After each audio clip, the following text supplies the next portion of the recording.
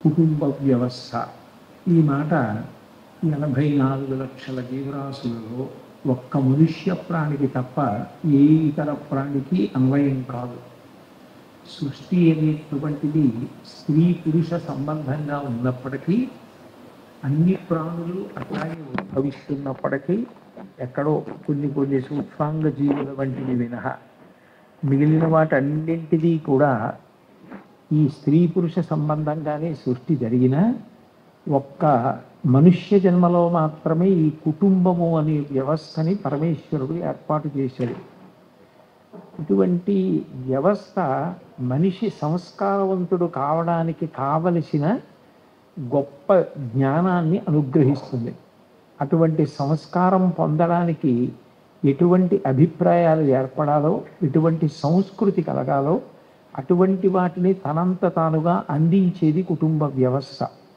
కుటుంబము అనేటప్పటికీ మొట్టమొదట తల్లి తండ్రి. ఇందులో శాస్త్రం పెద్దపీట వేసింది ఎవరికి అంటే తల్లికే పెద్దపీట వేసింది. మొట్టమొదటి నమస్కారం ఎవరికి చేయించారు అంటే మాతృదేవో భవ అని అమ్మకే మొదటి నమస్కారం కూడా. అట్లా అమ్మకి నమస్కారం చేయించడానికి కారణం కూడా శాస్త్రమే చెప్పింది.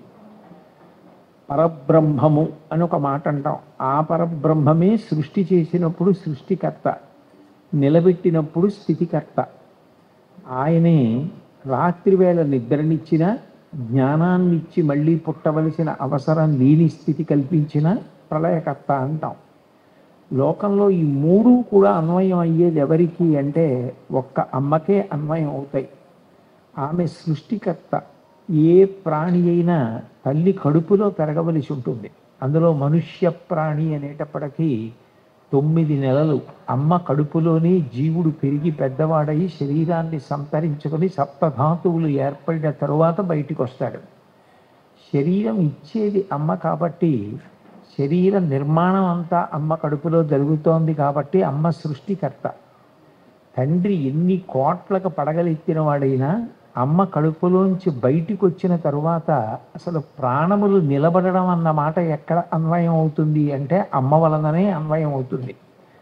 అమ్మ లేనినాడు అమ్మ కడుపులోంచి బయటికి వచ్చిన మనుష్య ప్రాణి బ్రతుకుతాడు అని చెప్పడానికి అవకాశం లేదు. ఎందుకనంటే నేను ఒకప్పుడు ఒక గొప్ప ఈ ప్రసూతి వైద్య నిపుణుడు ఒక ఆయన వ్రాసినటువంటి గ్రంథాన్ని చదవడం జరిగింది. అది ఆంగ్ల భాషలో ఉన్న గ్రంథం. ఆ గ్రంథంలో ఆయన ఒక విషయాన్ని ప్రస్తావించారు.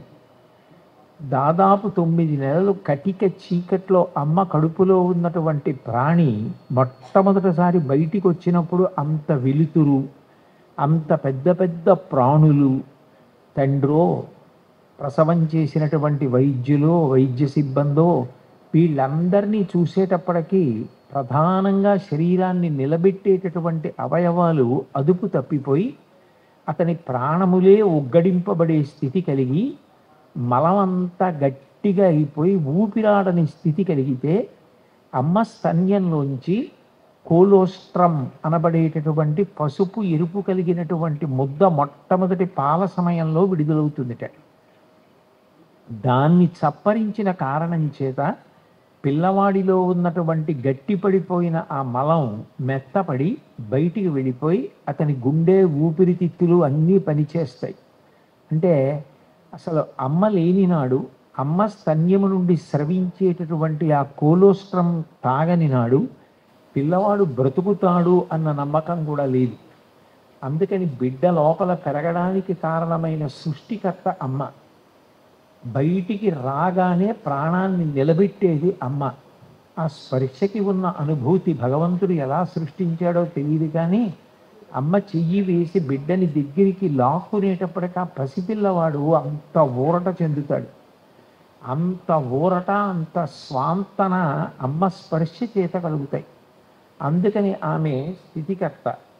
స్థితికర్త అంటే రక్షించువాడు అని, సాక్షాత్తు విష్ణు స్వరూపమైనది కాబట్టి స్థితికర్త అంటే నిలబెట్టువాడు, పోషించువాడు. అమ్మ విష్ణు స్వరూపమై స్థితికర్త అయి తన పాల చేత పుట్టినటువంటి ప్రాణిని రక్షిస్తాడు. అమ్మ పాలు ఇవ్వలేదనుకోండి, ఎన్ని కోట్లకు పడగలెత్తినవాడైతే మాత్రం తండ్రి ఆ ప్రాణిని కాపాడగలడు. అందుకని అసలు ప్రాణి నిలబడింది అంటే స్థితికర్త అయినటువంటి అమ్మ వలన నిలబడింది. పిల్లవాడు తెలియక ఏదో ఇంటికి బంధువుల పిల్లలు వచ్చారని వాళ్ళతో ఆడుకుంటూ ఉంటే పిల్లవాడు నిద్ర పోకపోతే వాడికి వేడి చేస్తుంది, దగ్గొస్తుంది అని జో కొట్టి జోలపాట పాడి నిద్రపుచ్చేది ఎవరు అంటే అమ్మ. స్వల్పకాలిక లయము అని రాత్రివేళ అన్ని కోట్ల ప్రాణులకు నిద్రాకాలిక సుఖాన్ని ఇచ్చి ఆ నిద్రాకాలమునందు ఇంద్రియములకు కలిగిన బడలిక అంతటినీ తీసేసి మళ్ళీ శక్తిని ఇచ్చేవాడు ఎవరు అంటే శివుడు. నిద్రపుచ్చుతోంది కాబట్టి నిద్రపోతున్నటువంటి పసిబిడ్డ ఉలిక్కి పడితే తన చెయ్యి వీపు మీద వేసి జో కొట్టి పిల్లవాడికి నిద్రాభంగం కాకుండా రక్షించుకొని పిల్లవాడి ఎదుగుదలకి కారణమవుతోంది. కాబట్టి అమ్మ ప్రళయకర్త, సృష్టికర్త అమ్మయే, స్థితికర్త అమ్మయే, ప్రళయకర్త అమ్మయే. పెరిగి పెద్దవాడైన తరువాత మన కంటికి కనపడనటువంటి వాడు, మనకి తెలియనిటువంటి వాడైన పరబ్రహ్మం ఒకడు ఉన్నాడని, ఆ పరబ్రహ్మాన్ని చేరుకోమని గురువుగారు ఎట్లా ఉపదేశం చేస్తారో అట్లా నీకు నాకు కూడా రక్షకుడు, పోషకుడు, ధారకుడు తండ్రి. అటువంటి తండ్రిని నువ్వు గౌరవించు. ఆయనకి నువ్వు స్వాంతన కల్పించిన నాడు, ఆయన పెద్దవారైపోయినప్పుడు నీ భుజం మీద చెయ్యి వేసుకుని ఆయన ప్రశాంతత పొందితే, నేను ఇంత కష్టపడి నిన్ను కని పెంచి పెద్ద చేసినందుకు నాకు తృప్తి, పుట్టినందుకు నీకు తృప్తి అని తండ్రి ఎవరో పరిచయం చేసి చూపించేది అమ్మ. అందుకే గురువు జ్ఞానం ఇచ్చినట్టు జ్ఞానదాత మహేశ్వర, పరమశివుడు జ్ఞానమును కల్పించినట్లు తండ్రి ఎవరో తెలియచేస్తోంది కాబట్టి ఆమె మహేశ్వర స్వరూపం. అమ్మయే బ్రహ్మ, అమ్మయే విష్ణువు, అమ్మయే హరుడు శివుడు. కాబట్టి అమ్మని మించినటువంటి పరబ్రహ్మం లోకంలో లేదు. అటువంటి అమ్మ పరమ పూజనీయురాలు, ఎప్పుడూ గౌరవింపబడేది, ఎప్పుడూ పూజనీయురాలు ఎవరు అంటే అమ్మయే. అందుకే మాతృదేవో భవ, మొట్టమొదటి నమస్కారం ఎవరికి అంటే అమ్మకే మొదటి నమస్కారం. పైగా అమ్మ ఈ లోకంలో ఎవ్వరూ చెయ్యనటువంటి ఒక మహాత్యాగాన్ని చేసి బిడ్డని కంటుంది. పుట్టినరోజులు 5 పుట్టినరోజులు ప్రతివారు చేసుకోవాలి అని చెప్తుంది శాస్త్రం. తన పుట్టినరోజు తాను చేసుకోవాలి. అట్లాగే తల్లికి పుట్టినరోజు చేయాలి, తండ్రికి పుట్టినరోజు చెయ్యాలి, గురువుగారి పుట్టినరోజు చెయ్యాలి, దైవం పుట్టినరోజు చెయ్యాలి. దైవానికి పుట్టినరోజు ఉంటుందా అంటే శ్రీకృష్ణాష్టమి, శ్రీరామనవమి, మహాశివరాత్రి, ఈ తిథులలో భగవంతుడు అవతారములుగా కిందకు వచ్చాడు కాబట్టి వాటిని కూడా చెయ్యాలి అని చెప్తుంది. ఈ 5 పుట్టినరోజులలో ఏ పుట్టినరోజు ఘనంగానే చేసుకుంటారు ఉన్నంతలో, కానీ 2 పుట్టినరోజులు చేసేది ఎవరికి అంటే అమ్మకొక్కదానికే చేస్తారు. తన పుట్టినరోజు అమ్మ పుట్టినరోజు. ఎందుకని అంటే నేను పుట్టినరోజు మా అమ్మ మరణించి మళ్ళీ పుట్టినరోజు. ఆమె బ్రతుకుతుందో బ్రతకదో ఎవ్వరికీ తెలియదు. అటువంటి స్థితిలో నేను వెళ్ళిపోయినా పర్వాలేదు, ఆయన వంశం నిలబడాలి, ఆయనకి బిడ్డనివ్వాలి అని చెప్పి బిడ్డని కనడానికి సిద్ధపడుతోంది తప్ప తన ప్రాణం పోతుందేమో ఒకవేళ ప్రసూతి సమయంలో అని గర్భం ధరించడానికి ఆమె తిరస్కరించలేదు. జనన మరణ సదృశమైనటువంటి ప్రసవ వేదనను పొంది మళ్ళీ బ్రతుకుతుందో బ్రతకదో తెలియకపోయినా తాను అంత క్లేశాన్ని అనుభవించి బిడ్డకి జన్మనిచ్చి, నిజానికి వాడికి కృతజ్ఞత చెప్పడం రాకపోయినా ఆ బిడ్డని చూసుకుని మురిసిపోయి వాణ్ణి తడిని పట్టుకుని ముట్టుకుని పాలిచ్చి తాను ధన్యురాలనైపోయానని పరవశించిపోగలిగిన గొప్ప త్యాగమూర్తి లోకంలో ఎవరు అంటే అమ్మ ఒక్కతే. అసలు అమ్మ అన్న మాటే త్యాగం దగ్గర ప్రారంభం. అందుకే అమ్మని మించిన దైవం లోకంలో లేదు అని శంకర భగవత్పాదులంతటి వారు మాతృకా పంచకం చేస్తూ ఒక మాట అంటారు. అంబేతి తాతేతి శివేతి తస్మిన్ ప్రసూతి కాలే యదవోచ ఉచ్చైః కృష్ణేతి గోవింద హరే ముకుందే త్యహోజనన్యైః రచితోయమంజలిః అంటారు. అమ్మా నేను నా 2 చేతులెత్తి నమస్కరిస్తున్నాను. దీనికి అంటే ఒకనాడు నువ్వు కోరి తెచ్చుకున్న బాధ నన్ను కరణం కోసమని నువ్వు ప్రసూతి సమయంలో పడుతున్నటువంటి నిప్పి తట్టుకోలేక అమ్మా, తండ్రి, కృష్ణ, శివ, గోవింద అంటూ ఎంత గట్టిగా అరిచావు. అలా అరుస్తున్నప్పుడు అక్కడ ఉన్న వైద్యులు మొదలైన వారు నువ్వే కాదులే అమ్మా, చాలామంది ప్రసవించారు, అంత గట్టిగా అరవకు అని విసుక్కుంటుంటే ఎంత నిప్పి తట్టుకుని నన్ను ప్రసవించి ఎంత నెత్తురు పోగొట్టుకుని నన్ను చూసి మురిచిపోయావు. అటువంటి నీకు నేను ఏమి ఇవ్వగలను? అందుకని రచితోయమంజలి, 2 చేతులు శిరస్సు మీద పెట్టి నీకు నమస్కారం చేయడం తప్ప నీ రుణాన్ని తీర్చుకోలేను. శాస్త్రం పితృరుణం తీరిపోవడానికి కూడా ఒక యజ్ఞం చెప్పింది. ఆ యజ్ఞం చేస్తే తండ్రి గారి రుణం తీరిపోతుంది. సౌత్రామణి అని అది చేస్తే పితృరుణం తీరిపోతుంది. మాతృరుణం తీరడానికి ఇక ఏ విధమైనటువంటి యజ్ఞయాగాది క్రతువులు లేవు. అమ్మ రుణం తీర్చుకోవడం అన్న మాట మనుష్య జన్మలో సంభవం కాదు. అమ్మ రుణం తీర్చుకోవడం సన్యాసాశ్రమ స్వీకారం చేసిన వారికి కూడా సంభవం కాదు. అందుకే పీఠాధిపత్యం స్వీకరించిన వారు కూడా పూర్వాశ్రమంలో అమ్మగారు దర్శనానికి వస్తే లేచి నిలబడాలి. అదే పూర్వాశ్రమంలో తండ్రి గారు దర్శనానికి వస్తే సన్యాసాశ్రమ స్వీకారం చేసి పీఠాధిపతి అయిన వ్యక్తి లేచి నిలబడరు. కానీ తల్లిగారు వస్తే మాత్రం లేచి నిలబడాలి.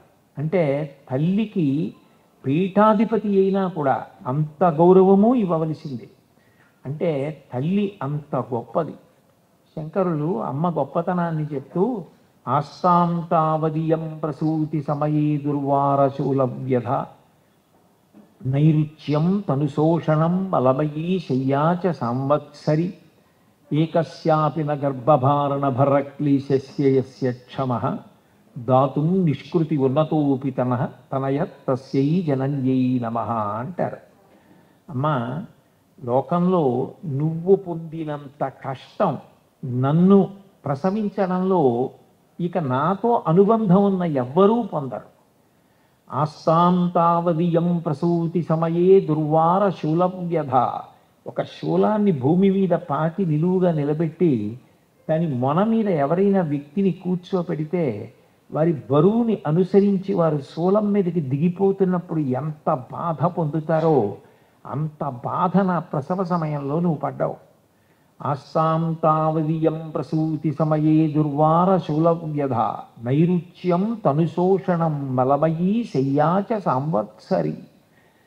నన్ను నువ్వు గర్భంలో ధరించి ఉన్నప్పుడు నీకు రుచి తెలియలేదు. ఏదో సహించక తిన్నావు. తిన్నది వంట పట్టక వాంతులయ్యి. అయినా ఈ గర్భం తీసేసుకుంటే నేను హాయిగా ఉంటానన్న మాట అనకుండా నన్ను రక్షించుకోవడానికి నీకు రుచి తెలియకపోయినా వాంతులవుతున్నా ఏదో ఒకటి తిని నన్ను రక్షించుకోవడానికి ప్రయత్నం చేశావు. శరీరము వికారమును పొందింది, చెమటలు పట్టేవి, గబగబా నడవలేవు, కూర్చోలేవు, ఒంగోలేవు, పడుకోలేవు, పక్కకి తిరగలేవు, అంత బాధ. అయినా లోపల ఉన్న నేను తంతు ఉంటే ఆ కదులుతున్నటువంటి స్పర్శకి, పాదం తగులుతున్న స్పర్శకి పరవశించిపోయావు. తంతున్నాడని లోకంలో ఎవరైనా తంతే కోపగిస్తారు. కానీ అమ్మ, నేను లోపల ఉండి తంతే నువ్వు సంతోషపడిపోయావు. తనుశోషణం మలమయీ శయ్యాచ సంవత్సరి. అయ్యో, అమ్మ కడుపులో ఉన్నానని తెలియదు, అజ్ఞానం అందామా. బయటికి వచ్చి నేను చేసిన ఉపకారం 1 సంవత్సరం నిద్ర లేకుండా చేశాను. ఎందుకని? శీతాకాలం లేదు, హేమంత ఋతువు లేదు. రాత్రి పడుకుంటే 5-6 మాటలు పక్క తడిపేస్తే, అమ్మ పక్కన పడుకుని అమ్మ చీర తడిపేస్తే మళ్ళీ లేచి వెళ్ళి చీర మార్చుకోలేక ఆ తడిసిపోయిన చీర భాగాన్ని ఎత్తి పక్కకు పెట్టుకొని పొడిగా ఉన్న చీర ఒంటికి తగిలేటట్టుగా నిద్రపోయావు. అలా ఒళ్ళంతా తడిసిపోయింది. ఒంట్లో శరీరంలో పడుకుని ఉన్నప్పుడు, అమ్మ ఒళ్ళో ఉన్నప్పుడు ఇన్ని మాటలు మల విసర్జన చేసేశాను. ఇన్ని మాటలు శరీరాన్ని శుభ్రం చేసి తన చేయి కడుక్కుని ముద్దు పెట్టుకుని విసుక్కోకుండా ఎంత కష్టపడి పెంచి పెద్ద చేశావు. నాకెక్కడ వేడి చేస్తుందో, నాకెక్కడ వాతం చేస్తుందో, నాకెక్కడ పడిశం పడుతుందోనని నీకు ఇష్టమైన పదార్థం కూడా తినకుండా పథ్యం చేశావు. నైరుచ్యం తనుశోషణం మలమయీ శయ్యాచ సంవత్సరి. నేను చేసిన మహోపకారం ఏమిటంటే సంవత్సరం పాటు నా మలం నిండిన పక్క మీద నువ్వు పడుకునేటట్టు చేశాను. అయ్యో, ఇంత గొప్ప తల్లి నాకు జన్మనిచ్చిందని ఆమె పడుకున్న శయ్య మీద నేను మల విసర్జన చెయ్యకూడదని నాకు తెలియక మల విసర్జన చేశాను. అట్లా ఏడాది పాటు నీకు అపచారం చేశాను. పెద్దవాడిని అవుతుంటే నువ్వు పాలిస్తూ ఉంటే ఏ గుండెల నిండా ప్రేమ పెంచుకుని నన్ను కడుపులో ధరించి ప్రసవించి పాలిచ్చి పెంచి పోషిస్తున్నావో ఆ గుండెల మీద కాలుతో తంతు నీకు ప్రాణం కన్నా ఎక్కువైన మంగళసూత్రాన్ని చేత్తో పట్టుకు లాగాను. అయినా నేను తన్నిన పాదాన్ని అరికాలు ముద్దు పెట్టుకున్నావు. పువ్వుల పొట్లానికి దారం విప్పినట్టు నేను పట్టుకున్న ఆ మంగళసూత్రాన్ని వేళ్ళు జాగ్రత్తగా విప్పి నీ మంగళసూత్రాన్ని రక్షించుకున్నావు. ఎవరమ్మా నీ ఎంత క్షమాగుణం కలిగిన వాళ్ళు? ఏకస్యాపి న గర్భభారణ భరక్లేశస్య యస్య క్షమః. నువ్వు పడిన కష్టాల్లో ఒక్క కష్టానికి నీకు నేను ప్రత్యుపకారం చేయడానికి ఇది చేశానని చెప్పగలనా అమ్మా? నాకు సాధ్యం అవుతుందా? ఒక్కదానికి నా జన్మాంతరం మూడియం చేసిన నీకు నేను ప్రత్యుపకారం చేయలేను. ఏకస్యాపి న గర్భభారణ భరక్లేశస్య యస్య క్షమః దాతుం నిష్కృతి ఉన్నతోపి తనయత్తస్యై జనంజై నమః. లోకంలో ఒక చెట్టుకి గొప్ప పువ్వు పూసిందనుకోండి, ఓ సౌగంధికా వృక్షానికి సౌగంధికా పుష్పం పూస్తే లోకంలో అంత గొప్ప పువ్వు ఈ చెట్టుకు పూసిందంటారు. చెట్టుది గౌరవం. అమ్మ కడుపులో పెరిగి అమ్మ కడుపులోంచి బయటికి వచ్చి పెరిగి పెద్దవాళ్ళనైనటువంటి నేను ఏదైనా కీర్తి సంపాదిస్తే అది మూలమైన చెట్టెవరో మా అమ్మకి చెందుతుంది, నాకు చెందేది కాదు. ఎందుకనంటే చెట్టు మా అమ్మ, నేను పూసిన పువ్వు లాంటి వాడిని. నాకు ఏదైనా సుగంధం ఉంటే ఆ సువాసన ఆ చెట్టుకి సంబంధించినది, కీర్తి అమ్మది. లోకంలో అమ్మ ఎవరమ్మా నువ్వు పడ్డ కష్టానికి తిరిగి నీకు మేము ప్రత్యుపకారం చెయ్యగలం, రుణం తీర్చుకోగలమని సాహసించి చెప్పగలిగిన వాడు ఎవరు ఉంటాడు? సాధ్యం కాదు. బ్రతికున్నంత కాలం ఆఖరికి 95 ఏళ్ళు వచ్చేసి ముదుసలి వగ్గైపోయినా కూడా, ఒళ్ళంతా ముడతలు పడిపోయినా, కంటి చూపు సరిగ్గా లేకపోయినా, కొడుకు అన్నం ఎంతసేపు తిన్నాడన్నది చూసి ఎరా నువ్వు సరిగ్గా భోజనం చేయకుండా తిరుగుతున్నావు, ఆరోగ్యం ఏమైపోతుందంటుంది. ఆఖరి ప్రాణం వెళ్ళిపోతున్నప్పుడు కూడా కొడుకు గురించే బెంగపెట్టుకుంటుంది, ఆ కూతురు గురించే బెంగపెట్టుకుంటుంది. అటువంటి అమ్మకి ఏమి ఇచ్చి రుణం తీర్చుకుంటాం? రామచంద్రమూర్తి అంతటి వాడు రామాయణ అయోధ్యకాండలో ఒక మాట అంటాడు, నా సుప్రతికరం తత్తు మాత్రా పిత్రాచ యత్కృతం అన్నాడు. లోకంలో ఎవడికైనా కృతజ్ఞత చెప్పచ్చేమో, కానీ అమ్మకి నాన్నగారికి కృతజ్ఞత ఏ రకంగా చెప్తావు? వాళ్ళు చేసిన ఉపకారాలు ఎన్ని ఉపకారాలు, ఎంత సేవ, వాళ్ళకి ఏమి ఇచ్చి రుణం తీర్చుకుంటావు? సాధ్యమయ్యే విషయమా? ఎంత శుశ్రూష చేసినా ఎంత సేవ చేసినా వాళ్ళ రుణం తీరేది కాదు. అంత గొప్పది అమ్మ. అందుకే నిరంతరం ఆశీర్వచనం ఇవ్వగలిగినటువంటి నిధి ఎవరు అంటే అమ్మ ఒక్కతే. శాస్త్రం కూడా ఎంత గొప్ప విషయం ప్రస్తావించిందంటే, అసలు నిజానికి చాలా చాలా గొప్ప పుణ్యం సంపాదించుకోవాలి అంటే దానికి మూలం ఎక్కడుంటుంది అంటే అమ్మ దగ్గరే ఉంటుంది. అమ్మ చుట్టూ తిరిగి ఒక్క ప్రదక్షిణం చేస్తే, ఆఖరికి అమ్మకి ఒంటి మీద తెలివి లేకపోయినా అప్పుడే అన్నం తిని నాకు మళ్ళీ అన్నం పెట్టండి ఆకలేస్తోంది అని అనేటటువంటి స్థితిలో అమ్మ ఉన్నా, అటువంటి వారిని నేను ఒకరిని చూశాను. అమ్మకి ప్రదక్షిణం చేసి ఒక్క నమస్కారం చేస్తే భూప్రదక్షిణ శక్తిన భూమికి 6 మార్లు, కాశీయాత్రాయుతేన చ సేతు స్నాన శతైర్యచ్చ 21 మాటలు భూమికి ప్రదక్షిణం. అట్లాగే ఆ సముద్ర స్నానం రామేశ్వరం వెళ్ళి 100 పర్యాయాలు చేసినటువంటి ఫలితం తత్ఫలం మాతృవందని, అమ్మకి నమస్కారం చేసిన చేత కలుగుతోంది. పరదేవత విజయవాడ పట్టణం సాక్షాత్ ఇంద్రకీలాద్రి మీద కనకదుర్గమ్మ వెలిసి ఉన్నటువంటి పట్టణం. అటువంటి కనకదుర్గమ్మ కూడాట అమ్మని తీయాలంటే చాలా భయపడుతుందిట. ఎన్నేళ్ళు వచ్చినా అమ్మని తీసేస్తే వీడు బావురుమంటాడు. అమ్మా అని పిలవడానికి మనిషి లేకపోతే వీడికి జీవితంలో గొప్ప శాంతి స్థానం, స్వాంతన స్థానం పోయినట్టు.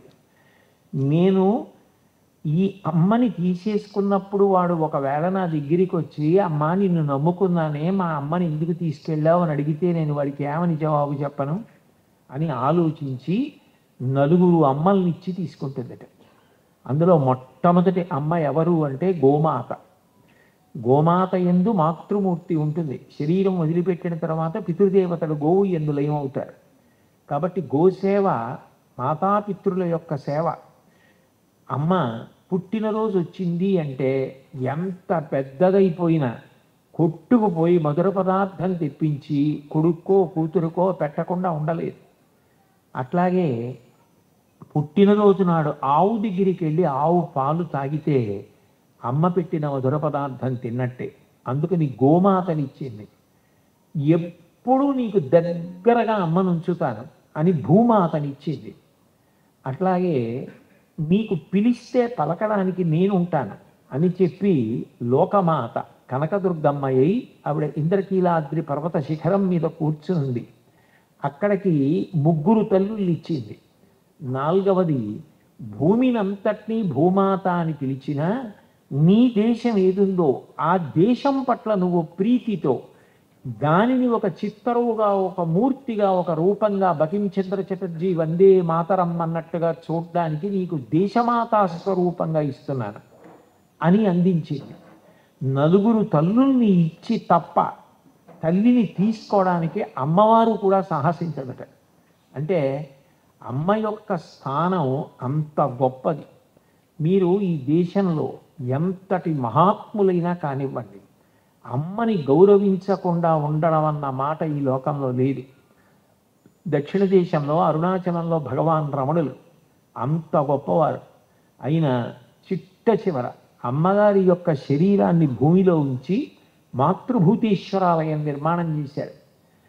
కంచి కామకోటి 68వ పీఠాధిపతులు నడిచిన దేవుడు అని కీర్తి వహించారు. జడలు వీడి బాల చంద్రుని విడనాడి గౌరి వీడి మరియు గంగ వీడి భువిని వెలసినట్టి భవునవు నీవందు చంద్రశేఖరేంద్ర సంయమీంద్ర అంటారు. పరమశివుడు సాక్షాత్తుగా జటల్ని వదిలిపెట్టేసి, చంద్రవంకని పక్కన పెట్టేసి, గంగమ్మను వదిలేసి, అర్ధశరీరంలో పార్వతీదేవిని పక్కన పెట్టేసి ఒక సన్యాసి రూపంలో భూమి మీద తిరిగితే అదే చంద్రశేఖరేంద్ర సరస్వతి మహాస్వామి వారంటారు. అటువంటి చంద్రశేఖరేంద్ర సరస్వతి మహాస్వామి వారు కూడా పక్కన శిష్యులు జయేంద్ర సరస్వతి, శంకర విజయేంద్ర సరస్వతి చెన్నై వెళతానంటే వెళ్ళిపోమ్మని అనుమతిచ్చి ఆఖరణ ఇంకా శరీర త్యాగం చేసేస్తున్నాను అన్న సమయంలో జన్మనిచ్చినటువంటి తల్లిగారు మహాలక్ష్మమ్మ గారి చిత్రపటాన్ని తెప్పించుకొని చిట్ట చివరి నమస్కారం అమ్మగారికి చేశారు. కలవై వంక తిరిగి గురువు గారికి చేశారు. ఒకరు నాకు శరీరాన్ని ఇచ్చిన తల్లి, ఇంకొకరు ఇక శరీరంలోకి రాకుండా జ్ఞానం ఇచ్చినటువంటి గురువు. ఇద్దరికీ నమస్కారం చేసి సిద్ధి పొందారు. ఎంతటి మహాత్ములు కానివ్వండి, అమ్మ అన్న మాటకి అంత గౌరవం ఇచ్చారు. సాక్షాత్తు శివస్వరూపమైన శంకర భగవత్పాదులు అమ్మగారి అంత్యేష్టి సంస్కారం కోసం యోగ మార్గంలో వచ్చి అమ్మకి అంత్యేష్టి సంస్కారం చేశారు. అమ్మ అన్న మాట అంత గొప్పది. అమ్మ సాక్షాత్ త్రిమూర్త్యాత్మక స్వరూపం. అమ్మ చెప్పనిది, అమ్మ పెట్టనిది లోకంలో ఒంటికెక్కదు. రామాయణంలో ఒక శ్లోకం ఉంది, అది ప్రతి తల్లి నేర్చుకోవాలి అని చెప్తుండేవారు మహాస్వామి గారు. చిన్నతనంలో అమ్మ నువ్వు బొట్టు పెట్టుకోవాలి అని చెప్పింది అనుకోండి, అది అలవాటైపోతుంది. అమ్మ చెప్పిన మాట, అమ్మ ఇచ్చినదేదో అది చద్దెన్నపు మూట. అమ్మ చద్దెన్నపు మూట ఇస్తే ఆ చద్దెన్నం తిని అతను క్షేమంగా సంతోషంగా ప్రయాణం చేసి తన కార్యాన్ని నెరవేర్చుకుంటాడు. శ్రీరామాయణంలో రాముడు అంత గొప్పవాడవడానికి కారణం కౌసల్య చెప్పినటువంటి మాట. రాముడు అరణ్యవాసానికి బయలుదేరుతుంటే చిట్ట చివర కౌసల్య పిలిచి ఒక మాట అంది. యం పాలయసి ధర్మం త్వం ధృత్యాచ నియమేన చ సవై రాఘవశార్దూలా ధర్మస్వామభిరక్షతు అంది. ఓ రామ, ఇంతకాలం నువ్వు ధర్మాన్ని పరిపాలన చేశావు, ధర్మానుష్ఠానం చేశావు, మంచిదే. కానీ కాలం కలిసి వచ్చింది, ధర్మాన్ని అనుష్ఠించావు. దశరథ మహారాజు గారి పెద్ద కొడుకువి, జనకుడికి అల్లుడివి, సీతమ్మకి భర్తవి, లక్ష్మణ భరత శత్రుఘ్నులకు అన్నగారివి. ఇప్పటి వరకు నీకు ఏ ప్రతిబంధకం లేదు, ధర్మాన్ని పాలించావు. కానీ ఇప్పుడు అరణ్యవాసానికి వెళుతున్నావు. ప్రతి రాత్రి రాక్షసుల అరుపులు, మృగాల అరుపులు వినపడుతూ ఉంటాయి. నీ ఆహారం నువ్వు సంపాదించుకోవాలి. వర్ష ఋతువులో ఆహారం దొరకకపోతే నువ్వు తీసుకొచ్చి నిలవ పెట్టుకున్నటువంటి పిండి ముద్దలు, గారపిండి ముద్దలు తిని బ్రతకాలి. అప్పుడు నేను ఎందుకు అనుష్ఠించాను ధర్మం, ఎందుకు నాన్నగారు చెప్పిన మాట వినాలని ధర్మం పట్టుకుని అరణ్యానికి వచ్చానని నీకు ధర్మం మీద కోపం వస్తుంది. కానీ ఒక్కటి గుర్తుపెట్టుకో, ధర్మాన్ని ఇదే నమ్మకంతో, ధర్మాన్ని ఇదే ధైర్యంతో నువ్వు పట్టుకుంటే యుగాలు మారిపోయినా నీ కథ నిలబడిపోతుంది. యుగాలు మారిపోయినా నీ నామం నిలబడిపోతుంది. ఏ ధర్మాన్ని నువ్వు పట్టుకున్నావో ఆ ధర్మం నిన్ను కాపాడుతుంది. వృత్యాచ నియమేన చ ధర్మస్వామభిరక్షతు, ఆ ధర్మమే నిన్ను కాపాడుగాక అని చెప్పింది అమ్మ చెప్పిన మాట. లేకపోతే రామాయణంలో నిజానికి రామచంద్రమూర్తి ధర్మాన్ని వదిలిపెట్టేస్తాను అని ఒక్క మాట అంటే కొన్ని కాండలే లేవు రామాయణంలో. నాకు సుగ్రీవుడితో స్నేహం అక్కర్లేదు, వాలితో స్నేహం చేసుకుంటానంటే వాలి చిటిక వేస్తే రావణాసురుడు సీతమ్మని తెచ్చాపజెప్పేస్తాడు. కానీ ధర్మం తప్పిన వాలితో స్నేహం కన్నా ధర్మంలో ఉన్న సుగ్రీవుడితో స్నేహం చేస్తానని చేసుకోబట్టి సుందరకాండ, యుద్ధకాండ వచ్చాయి. 2 కాండలు వచ్చినా అంత కష్టపడిన ధర్మానికే ఆయన విలువనిచ్చాడు అంటే అమ్మ మాట. ఛత్రపతి శివాజీ జీవితంలో అంత గొప్ప స్థితిని పొందడానికి కారణం తల్లిగారి మాట. లోకంలో ఎక్కడ చూసినా అమ్మ అన్న మాట అంత గౌరవనీయం. ప్రత్యేకించి సనాతన ధర్మంలో ఇక అమ్మని మించినటువంటి దైవం లోకంలో లేదు. మాతృసేవ చేసినటువంటి వాడు సమస్త దేవతల సేవ చేసేసిన వాడే. అమ్మని అంత ప్రేమగా చూడడం అంత గొప్ప. సాధారణంగా లోకంలో బహు ఐశ్వర్యవంతుడు, ఆయన చాలా చాలా గొప్పవాడు అని ఎప్పుడు అంటారంటే అమ్మ చేతి అన్నం తింటాడా అన్నదాన్ని బట్టి. ఎంత వయసు వచ్చిందన్నది కాదు, అమ్మకి నేను అన్నం పెట్టాను కాదు, అమ్మ ఉన్న ఇంట్లో తానుంటే అమ్మ కోడలు వంట చేస్తున్నప్పుడు వాడికి ఇది ఇష్టమమ్మా, వాడికి ఇది చేసి పెట్టు, చాలా రోజులైంది, వాడికి ఇలా పోపి ఇలా పులుపు ఉండేటట్టు చూడు అంటుంది. అమ్మ విస్తరి దగ్గరికి వచ్చి ఇంకొంచెం తినరా, ఇవాళ కోడలికి చెప్పి చేయించాను అని అమ్మ చేతిది తినగలిగితే ఎంతకాలం అమ్మ చేతి అన్నం తిన్నాడో అంతటి మహదైశ్వర్యవంతుడిని పిలుస్తారు.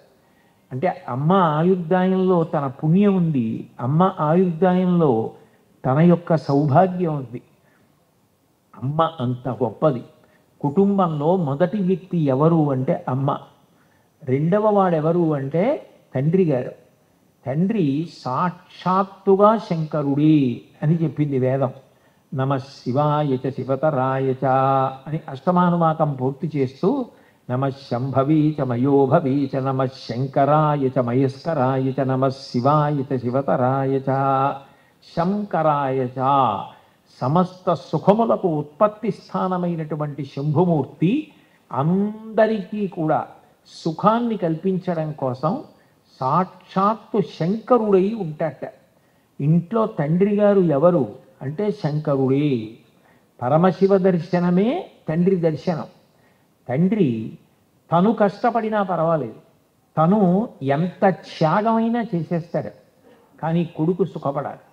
మీరు సాధారణంగా ఏ తండ్రిని పలకరించండి, ఆ తండ్రి సంతోషపడేది ఇప్పుడు అంటే నేను ఇన్ని అనుభవించాను కాబట్టి అనడం.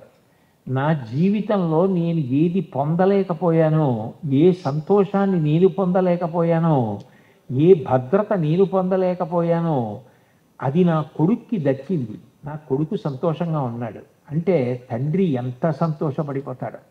అందుకే తండ్రి మహాత్యాగమూర్తి. తండ్రికి నిరంతర ఆలోచన ఏముంటుంది అంటే కొడుకు సంతోషంగా ఉండాలి, కొడుకు సంతోషంగా ఉండాలి.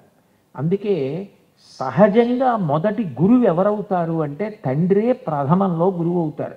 ఆయన ఎంత చదువుకున్నాడు ఎంత చదువుకోలేదు అన్నదానితో సంబంధం లేదు.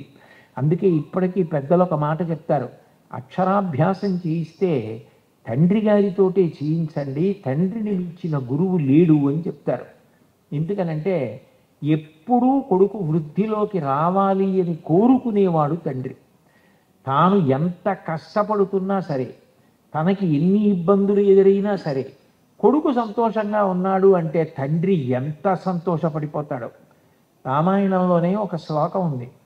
రామచంద్రమూర్తికి ఉన్న లక్షణం ఏమిటి అంటే తల్లి ఎలా దుఃఖపడుతుందో అలా దుఃఖపడతాట, తండ్రి ఎలా సంతోషిస్తాడో అలా సంతోషిస్తాట. అదే తల్లి దుఃఖపడినట్టు దుఃఖపడటం ఏమిటి అంటే ఎప్పుడో చిన్నప్పుడు 3వ ఏట తల్లి ఎవరితోనో మాట్లాడుతూ సరిగ్గా పిల్లాడి మీద శ్రద్ధ పెట్టని కారణం చేత వాడు అలా పాకుతూ వెళ్ళి ఎక్కడో నూతిలో పడిపోయాడు.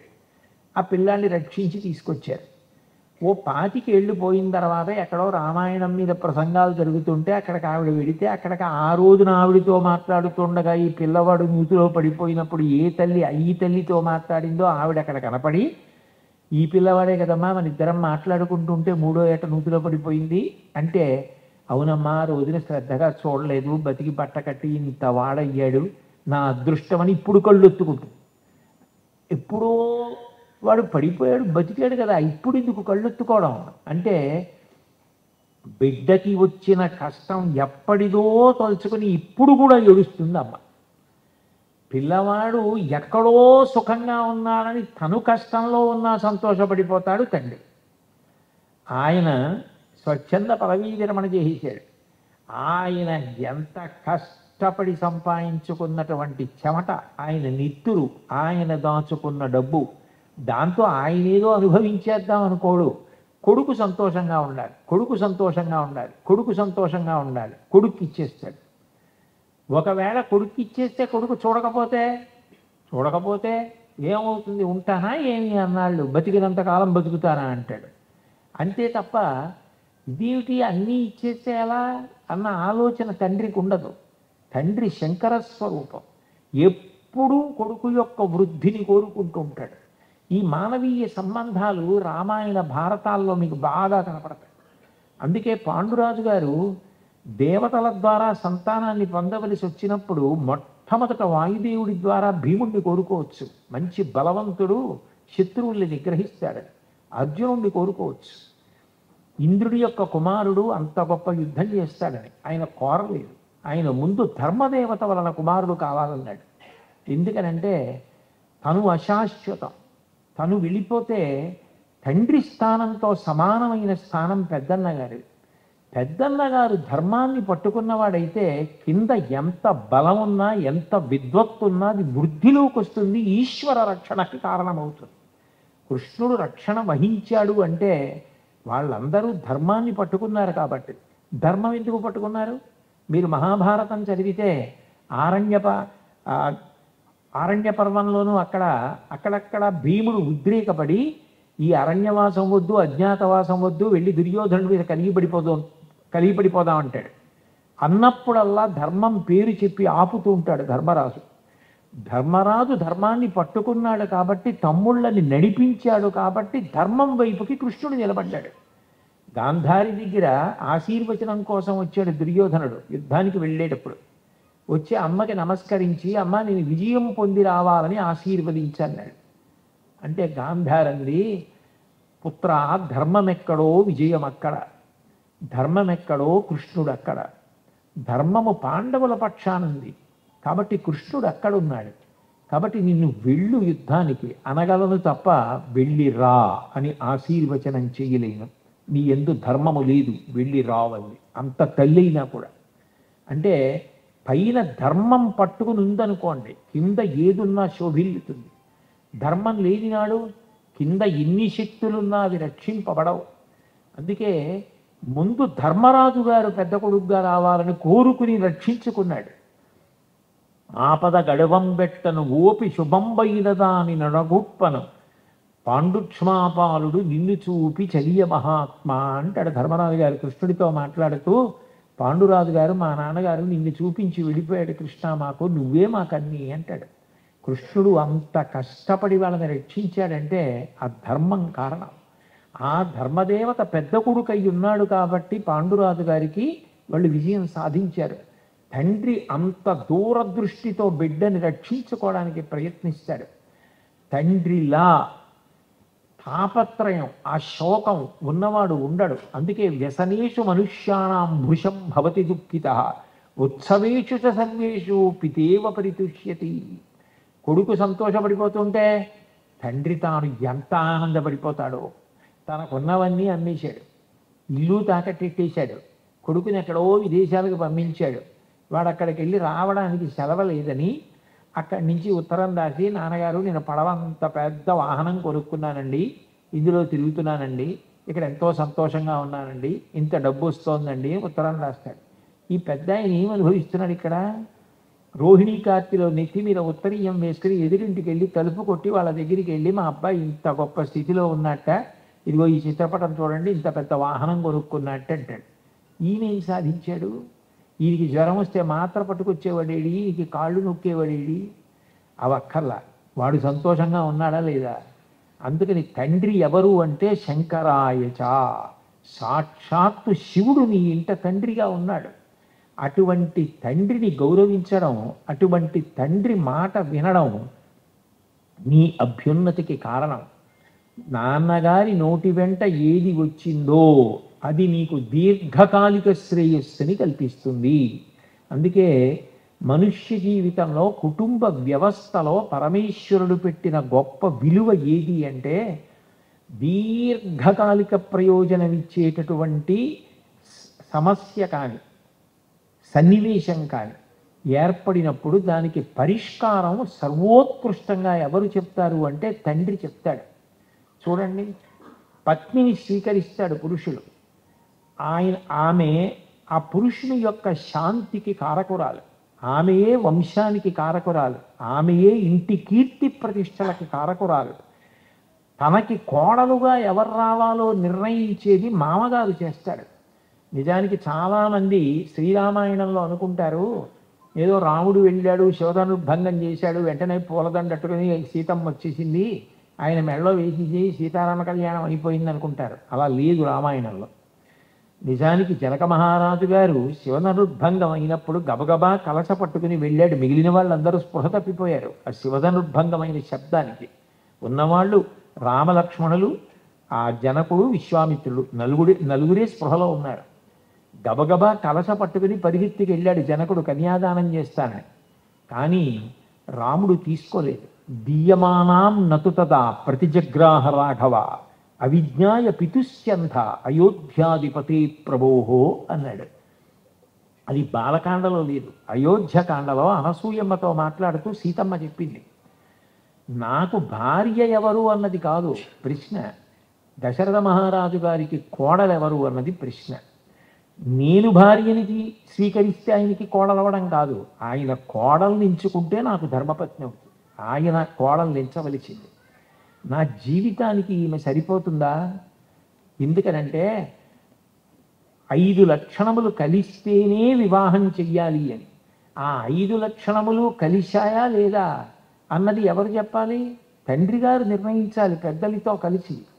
తుల్యశీలా వయోవృత్తాం తుల్యాభిజన లక్షణాం రాఘవోర్హతి వైదేహీం తం చేయమసిచేక్షణ. శీలము, వృత్తము, వయస్సు, అభిజనము, లక్షణము అని 5 ఉంటాయి. అందులో శీలము, స్వభావము ఇద్దరిది ఒకటేనా? వయస్సు ఆయన కన్నా ఆమె చిన్నదేనా? వృత్తము ఇద్దరి యొక్క నడవడి ఒక్కలా ఉంటుందా? అభిజనము ఇద్దరి వెనక వంశములు సరిపోయాయా? లక్షణము కాకి ముక్కుకి దొండపండని రేపు అనకుండా ఉండేటట్టుగా ఇద్దరి యొక్క రూపములు తుల్యముగా ఉంటాయా? ఇవి పెద్దలను సంప్రదించి నిర్ణయించవలసిన వాడు తండ్రి. ఆయన అడగకుండా నేను పత్నిని స్వీకరించడం ఏమిటి? మా నాన్నగారు దశరథ మహారాజు గారికి కబురు చేయండి, మా నాన్నగారు ఒప్పుకుంటే అప్పుడు నేను ఈమెని వివాహం చేసుకుంటానన్నాడు. అప్పుడు కూడా మళ్ళీ వశిష్ఠ మహర్షి వచ్చి ఇక్ష్వాకు వంశమంతా చెప్పి, అవతల పక్కన శతానందుల వారు సీతమ్మ యొక్క వంశమంతా చెప్పిన తరువాత 2 వంశములు సరిపోయాయి అనుకున్న తర్వాత అప్పుడు సీతారామ కళ్యాణం జరిగింది. అప్పుడే లక్ష్మణ భరత శత్రుఘ్నులకి జరిగింది. అంటే తండ్రి కొడుకు యొక్క జీవితం గురించి అంత దూరం ఆలోచిస్తాడు. ఎంత దూరం ఆలోచిస్తాడంటేట, చిట్ట చివర ప్రాణం పోయిన తరువాత కూడా శరీరాన్ని వదిలిపెట్టకుండా వ్యానవాయు రూపంలో కూర్చుంటాట. ఎందుకంటే నేను వెళ్ళిపోతే వీడు ఏమైపోతాడు, వీడిని రక్షిస్తారో రక్షించరో, నేనున్నప్పుడంటే నా కోసమని ఇంతమంది తిరుగుతూ ఉండేవారు, వాళ్ళందరూ నా కొడుకుని జాగ్రత్తగా చూసేవారు, నేను వెళ్ళిపోయాక చూస్తారో చూడరో, వాడు ఏమైపోతాడు అని బెంగ పెట్టుకుంటే కొడుకు ఆనంద హోమం అని చేస్తాడు అని చెప్తుంది అంత్యేష్టి సంస్కారం చేసి. పిచ్చి నాన్నగారు, మీ శరీరం బడలిపోయిందండి, పెద్దవారైపోయారు, సంధిబంధాలన్నీ ఇందులో కదిలిపోయాయి, మీరు ఇందులో వాసం చేయలేరు, ఈ గూడు చెదిరిపోయింది, ఈ గూడు వదిలేయండి, మీరు పితృదేవతా స్థానంలో కూర్చుని ఆశీర్వచనం చేసి నన్ను కాపాడండి, మీరు ఇంక ఈ గూటిలో ఉండద్దు అని కొడుకు చెప్పి ఆనందహోమం చేస్తే వదిలేస్తట. అంటే తండ్రికి కొడుకు మీద అంత అపేక్ష ఉంటుంది. అందుకని సంవత్సరం పాటు ఏటి సూతకం విధించారు కొడుక్కి. ఆయన ఆ సంవత్సరం పాటు తాను భార్యతో కలిసి పీటల మీద కూర్చుని ఉత్సవాలు, కళ్యాణాలు, తీర్థయాత్రలు ఇవి చేయకుండా తాను తనకి జన్మనిచ్చిన తండ్రి కూడా తరించడానికి అన్నదానం చేయడం, మంచి పనులు చేయడం, గోసేవ చేయడం, తన శరీరంతో మంచి మంచి పనులు 10 మందికి పనికొచ్చేవి చేయడం చేస్తే, శరీరంతో ఉండగా తండ్రి చేసుకోలేకపోయిన పుణ్యాన్ని కట్టబెట్టగలిగిన వాడెవరు అంటే ఏడాది పాటు కొడుకు ఒక్కడే. ఆ కొడుకు ఇక్కడ ఏడాది పాటు చేసినది ఏదుందో అది తండ్రి ఖాతాలో పెడుతుంది. అందుకని ఒక తండ్రికి కొడుక్కి, ఒక తండ్రికి కూతురికి ఉండే సంబంధం అంత గొప్పది. వివాహకాండలో చతుర్థీ విభక్తి వీరు కన్యాదానం చేసేటప్పుడు చతుర్థీ విభక్తి వేశాననుకోండి, ఇక మళ్ళీ నాదన్న మాట అనకూడదు. నేను ఈ పంచెల చాపు కట్టుకున్నాను అనుకోండి, ఎవరో ఇచ్చారు అనుకోండి, పోనీ ఉదాహరణకి నాకు ఎవరో ఇచ్చాడు, నేను ఈ పంచె కట్టుకున్న తర్వాత ఏమండి నేను ఇచ్చిన పంచే కదూ, బాగుంది సుమా అంచు అనకూడదు. ఇక ఒకసారి ఇస్తే ఇచ్చేసినట్టే, ఇదం నమమా అని. కన్యాదానం చేసేటప్పుడు అలా ఆడపిల్లని ఇక నా పిల్ల కాదని ఇవ్వరు. ఆడపిల్లని కన్యాదానం చేసినా ఆమె పుట్టింటికి కూడా చెందుతుంది. అందుకే నిజానికి కొడుకు చేసేదానికన్నా కూతురు ఎక్కువ చేయగలదు. ఎందుకనంటే కన్యాదానం చేసినప్పుడే దశ పూర్వేషాం దశాపరేషాం, 10 తరాల ముందు 10 తరాల తర్వాత తనతో కలిపి 21 తరాలు ఉద్ధరిస్తుంది. 2 చతుర్థీ విభక్తి లేదు కాబట్టి ఆమె ఏ ధర్మాచరణం చేస్తోందో దాని చేత 2 వంశాలని ఉద్ధరిస్తుంది. ఇటు పుట్టింటిని అటు మెట్టినింటిని కూడా ఆడపిల్ల ఉద్ధరించగలదు. అంత గొప్పది ఆడపిల్ల. తల్లిదండ్రులకి ఉన్న అనుబంధం అటువంటిది. అట్లాగే కోడలకున్నంత శక్తి లోకంలో ఇక ఎవ్వరికీ ఉండదు. నిజానికి నా కడుపున పుట్టినది నా కూతురు, నా కడుపున పుట్టనిది నా కోడలు. అయినా కూడా నేను నా శరీరం పడిపోయిన తరువాత ఎవరి నుంచి కోరుకుంటాను అంటే కోడల నుంచి కోరుకుంటాను.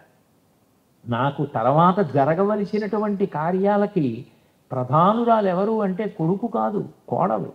ఆమె దీపం పెడితేనే పితృదేవతగా నన్ను ఉద్దేశించి కొడుకు చేయవలసిన కార్యాలు. ఆమె దీపం పెట్టకపోతే కొడుకు కూడా ఏం చేయడానికి లేదు. ఏదైనా ప్రకృతి సంబంధమైన కారణాల వల్ల ఆమె దీపం పెట్టడానికి అభ్యంతరం వస్తే ఆమె దీపం పెట్టడానికి యోగ్యత పొందిన తరువాతే కార్యాన్ని చెయ్యాలి తప్ప చేయడానికి వీల్లేదు కొడుకున్నా కూడా. అంటే కోడలితో అనుబంధం అంత గొప్పది. లోకంలో ఒక మాట అంటారు, ఒక స్త్రీ జీవితం మొత్తం మీద గుండెలు బాదుకుని ఏడవలసి వస్తే ఒక్కసారి అలా ఏడవాలి అని చెప్తారు. ఇప్పుడు అంటే మామగారు వెళ్ళిపోయినప్పుడు అంతే. ఎందుకని మామగారిలా కోడల్ని ప్రేమించగలిగిన వాడు, కోడలు సంతోషంగా ఉండాలని కోరుకోగలిగిన వాడు ఇక ఎవరు ఉండరట. ఎక్కడ తన కోడలు కష్టపడిపోతుందో, ఎక్కడో పుట్టింది, ఎక్కడో పెరిగింది, ఆ తల్లిదండ్రుల్ని వదిలిపెట్టి నా ఇంటికి వచ్చింది, అంత కష్టపడి నాకు మనవల్నిచ్చింది, వంశాన్ని నిలబెట్టింది, నా కడుపున పుట్టిన పిల్ల. అయినా నేను కొడుకు దగ్గరికి వెళ్ళేటప్పటికీ మామయ్య గారు ఎవరో ఒకళ్ళు వస్తూనే ఉంటారు, మీరు ఇలా 9:30కి 10ంటికి పలహారం చేస్తే ఆరోగ్యం ఏమైపోతుంది, నేను కాసేపు వెళ్ళి మాట్లాడుతూ ఉంటాను, మీరు ఇక్కడ గప్చిప్గా పలహారం చేసిరండి, ఏం పర్వాలేదు అంటుంది. ఎంత ప్రేమ! ఎక్కడ పుట్టిన పిల్ల ఇక్కడికి వచ్చి మామగారి మీద అంత ప్రేమ ఏమిటి, అత్తగారి మీద అంత ప్రేమ ఏమిటి, అత్తవారింటిని అంత ప్రేమగా చూసుకోవడం ఏమిటి, ఎక్కడికి వెళ్ళినా మొదట ఏది కోరినా మా ఆయన అత్తారిల్లు, తర్వాత పుట్టిల్లు, రెండిటినీ కోరేది ఎవరైనా ఉంటే ఆడపిల్లై. పైగా ఆశ్చర్యం ఏమిటంటే, ఎవరమ్మా మీరు అని అడిగారు అనుకోండి, ఫలానా వారి కోడలని చెప్తుంది ముందు. సీతమ్మంతటిది రామాయణంలో హనుమ, కస్త్వం ఎవరు నువ్వు, సీతమ్మేనా అమ్మా అని అడిగితే, పృథివ్యా రాజసింహానాం ముఖ్యస్య విదితాత్మన స్నుషా దశరథస్యాహం శత్రుసైన్య ప్రతాపిన అంది. నేను దశరథ మహారాజు గారి కోడలు అంది. నేను వారి కోడల్ని చెప్తుంది గర్వంగా. అంటే మామగారికి కోడలికి ఉండేటటువంటి అనుబంధం అంత గొప్ప అనుబంధం. ఆఖరి ఊపిరి వరకు కూడా కోడలు బాగుండాలి, కోడలు బాగుండాలి, కోడలు బాగుండాలని అంత తాపత్రయపడతాట మామగారు. ఏరా ఎప్పుడు నీ హడావిడి తప్ప అమ్మాయి సంతోషం చూడద్దా, తీసుకున్న 4 రోజులు ఎక్కడికైనా వెళ్ళిరండి సంతోషంగా అంటట. కొడుకు కోడలు కలిసి ఎక్కడికైనా అలా తిరిగి వస్తే ఎంత ఆనందపడిపోతాడోట మామగారు. అలా పోన్లేవే ఇవాళ సంతోషపడింది పిల్ల అంటట. మామగారికి కోడలికి ఉండే అనుబంధం అంత గొప్పది. నా కూతురు వేరొకరి కోడలై సంతోషాన్ని పొందుతుంది, వేరొకరి కూతురు నా కోడలై అభ్యున్నతిని పొందుతుంది. అందుకే గొప్ప తపస్సు ఎక్కడుంటుంది అంటే ఎవరికి కోడలైంది అన్నదాన్ని బట్టి. ఎందుకనంటే ఆ నిత్తురు, ఆ సంస్కారంతో మళ్ళీ బిడ్డని ఆ వంశానికి అందించగలిగినది ఎవరు అంటే కోడలి. అంత గొప్పది కోడలు. నిక్కచ్చిగా మాట్లాడాలి అంటే ఆశ్చర్యకరమైన విషయం ఏంటంటే, కడుపున పుట్టిన కూతురు కన్నా కడుపున పుట్టని కోడలు ఎక్కువ మైల పడుతుంది. ఇప్పుడు ఇవాళ రేపు అని కాదు, ఏదో ఒకనాడు 10 ఏళ్ల తర్వాత అయినా నేను విడిపోతుంది కదా ఈ శరీరం. వెళ్ళిపోయినప్పుడు నా కూతురు పట్టేది 3 రోజులో ఎంతో, కానీ నా కోడలు 11 రోజులు మైలపడుతుంది. అంటే నిజానికి కోడలితోటే మామగారి అనుబంధం, అత్తగారి అనుబంధం ఎక్కువ. అంత గొప్ప వ్యవస్థ, అంత గొప్ప ప్రేమలు కలిపింది కుటుంబ వ్యవస్థ. అంత గొప్ప వ్యవస్థ ఇంకా మీకు ప్రపంచంలో ఎక్కడా కనపడదు. తోబుట్టువులు అన్నవాళ్ళు ఈ జన్మకి ఒక్కసారి, ఈ జన్మలో అమ్మా నాన్నగారికి నాతో కలిసి పుట్టిన వాళ్ళెవరో వాళ్ళే తప్ప ఇక మళ్ళీ కొత్తగా అందులో చేరడం అన్న మాట ఇక ఉండదు. రాముడంతటి వాడు లక్ష్మణస్వామి యుద్ధభూమిలో మూర్ఛపడిపోతే, దేశే దేశే కళత్రాణి దేశే దేశే చ బాంధవాః తంతు దేశం నపశ్యామి ఎత్ర భ్రాత సహోదరః అన్నాడు. ఏ దేశం వెళ్ళినా భార్య పోతే భార్య దొరుకుతుందేమో, ఏ దేశం వెళ్ళినా స్నేహితులు దొరుకుతారేమో, ఏ దేశం వెళ్ళినా ధనం దొరుకుతుందేమో, కానీ తోడ పుట్టిన వాడు మాత్రం ఆ జన్మకంతే. ఇక మళ్ళీ ఆ అనుబంధాలు రమ్మంటే రావు. అందులో పెద్దవాళ్ళు అయిపోతున్నప్పుడు ఆ అనుబంధం చూసినప్పుడు ఎంత ఆనందంగా ఉంటుందో. మా కాకినాడ పట్టణంలో అన్నదమ్ములు ఉండేవారు. ఆ అన్నగారికి దగ్గరగా 70 ఏళ్ళు. ఏదైనా మంచి ఉత్సవం జరుగుతుంటే ఈ తమ్ముడు అన్నగారు బయలుదేరి వస్తున్నారు అనగానే వెళ్ళి వీధిలో నించునేవాడు. ఆయన కారు దిగ్గానే అన్నయ్య అన్నయ్య అని చేయి పట్టుకుని ఆ అన్నగారిని తీసుకొస్తుండేవాడు. నాకు ఎంత సంతోషంగా ఉండేదో చూడ్డానికి. ఎందుకనంటే ఒక వయసు వచ్చేసిన తరువాత కూడా అన్నయ్యని చూసేటప్పటికి తమ్ముడికి ఆ ప్రేమ, తమ్ముడిని చూసేటప్పటికి అన్నయ్యకి ఆ ప్రేమ, అన్నదమ్ములు కలిసి ఉండడం, అన్నదమ్ములు కలిసి మాట్లాడుకోవడం, అన్నదమ్ములు కలిసి సంతోషాన్ని అనుభవించడం ఎంత గొప్ప విషయం. సృష్టిలో ఏ ప్రాణికి లేదా అదృష్టం. తోబుట్టువులతో కలిసి సంతోషించడం అన్నది ఒక్క మనుష్య ప్రాణికి. ఇప్పుడు ఒక వ్యక్తికి 65 ఏళ్ళు వచ్చేసాయి అనుకోండి. 65 ఏళ్ళు వచ్చేసిన వాడు మహా ఉంటే ఇంకెంత ఉంటాడు? ఇంకో 15 ఏళ్ళు ఉంటాడు పోనీ అనుకోండి. 15 ఏళ్ళు ఉంటే ఆయన 7.5 సంవత్సరాలు నిద్రపోతాడు. ఎందుకనంటే చాలాసేపు పెద్దవాడు అవుతున్న కొద్దీ బడలిక నిద్ర ఎక్కువ ఉంటాయి. 7.5 సంవత్సరాలు ఉంటాడు. 7.5 సంవత్సరాల్లో ఆయన కాలకృత్యాలు, ఆయన స్నానం, ఆయన అనుష్ఠానం, ఆయన చదువుకోవడం ఇలాంటివన్నీ సగం తీసేస్తే ఏదో 3 సంవత్సరాలు ఉంటాడు. ఈ 3 సంవత్సరాల్లో అన్న తమ్ముడు రోజు కలిసి కూర్చోరు. ఆయన ఎక్కడో ఉంటాడు, ఈయన ఎక్కడో ఉంటాడు. ఎప్పుడో ఏడాదికి ఆయన ఈయన ఓ 5 రోజులు కలుసుకుంటే వాళ్ళిద్దరూ కలుసుకునేది ఇంకా మిగిలిన 3 ఏళ్లలో 3 5లు 15 రోజులు. 15 రోజుల్లో మళ్ళీ ఇద్దరూ కలిసి పడుకుంటారు కాబట్టి సగం రోజులు 7.5 రోజులు కలిసి ఉన్నారు. మిగిలిన 7.5 రోజుల్లోనూ ఇతర విషయాలు పోను వాళ్ళిద్దరూ కలిసి ఇంకా కూర్చుని మాట్లాడుకునేది. మా అన్నయ్యకి దోసకాయ పప్పు అంటే చాలా ఇష్టమే, వేసి పెట్టు అని చెప్పి ఆ వయసులో అన్న తమ్ముడు కూర్చుని మాట్లాడుకుంటూ సంతోషంగా గడిపేది ఏమైనా ఉంటే కొద్ది రోజులు కొద్ది గంటలు. దానికోసం కొట్టుకు చచ్చిపోవడంలో అర్థం ఎక్కడుంది అసలు? ఇది ఇంకొక ప్రాణిగా పుడితే లేదు ఈ వ్యవస్థ. గోవు చాలా గొప్పది. అయితేనే దానికి అన్నదమ్ముల, అక్క చెల్లెళ్ళ, అనుబంధాల, సంతోషాల, ఎంత అనుబంధాలు, ఎన్ని సంతోషాలు పెట్టింది భగవంతుడు ఒక్క కుటుంబ వ్యవస్థలోని. ఓ మాట అంటుంది చిట్ట చివర తార కిష్కింధకాండలో వాలిని ఉద్దేశించి సుగ్రీవుడికి చెప్తూ ఓ మాట అంటుంది, ఏమయ్యా తమ్ముడి గురించి అలా అంటున్నావు, సుగ్రీవుడితో యుద్ధానికి ఎడుతున్నావు, తమ్ముడిని చంపేస్తానంటున్నావు, లాలనీయో హితే భ్రాత యవీయానేషవానర తత్రవా సన్నిహస్తోవా సర్వదా భ్రాతు ఇచ్ఛతే. ఆయన ఎప్పుడు నీకు తమ్ముడయ్యా, నీకన్నా వెనకాతల పుట్టినవాడు. లాలనీయోహితే భ్రాత, వాడు నీ మాట వినకపోవచ్చు, వాడు నీతో కలిసి నడవకపోవచ్చు, కానీ వాడిని శపించకూడదు. వాడు ఎక్కువ కాలం ఉండకూడదన్న మాట నీ నోటి వెంట రాకూడదు. తమ్ముడు అంటే అనునయం. చిన్నవాడు కాబట్టి నువ్వు వాడిని అనునయించి మాట్లాడాలి. లాలనీయో హితే భ్రాత యవీయానేషవానర తత్రవా సన్నిహిస్తోవా సర్వదా బంధురేవతే. ఈ శరీరం ఉన్నంత కాలం, ఈ శరీరం పడిపోయే వరకు సహజమైన బాంధవ్యం ఆ తల్లిదండ్రుల కొడుకులు అని అన్న తమ్ముడు అన్న అనుబంధం నీకు వాడితోనేనయ్యా. అలాంటి వాడితో శత్రుత్వం పెట్టుకుని వాడిని చంపేస్తాను, వాడి మీదకి యుద్ధానికి ఎడతానంటావు. తప్పు, తమ్ముడిని అలా అనకూడదంటుంది. తార మాటలు రామాయణంలో మెరుపులు. తార ఎక్కడ మాట్లాడినా అలాగే మాట్లాడుతుంది. తార ఒకటి, సుమిత్ర ఒకటి, అంత గొప్పగా మాట్లాడతారు. ఆ అనుబంధాలు అంత గొప్పగా ఉంటాయి. భగవంతుడు ఆ కుటుంబ వ్యవస్థలో అలా ఎలా పెట్టాడో తెలియదు. సచిన్ టెండూల్కర్ తన జీవిత చరిత్ర ఇంచుమించుగా జీవిత చరిత్ర అనవచ్చు అలా వ్రాసుకున్నారు ఆయన. ఆ వ్రాసుకున్న దాంట్లో ఆయన ఒక విషయం రాశారు, నా జీవితంలో అసలు ప్రధానమైనటువంటి కీలకమైనటువంటి మలుపు ఒకనాడు తిరిగింది అని చెప్పుకున్నారు. అచ్రేకర్ వాళ్ళ గురువు గారి దగ్గర క్రికెట్ నేర్చుకోవడానికి వెళ్ళారు ఆయన మొట్టమొదటిసారి. వెళ్ళినప్పుడు అచ్రేకర్ అక్కడ నిలబడి సచిన్ టెండూల్కర్ని ఆడమన్నారు. ఆడమంటే టెండూల్కర్ సరిగ్గా ఆడలేకపోయారు.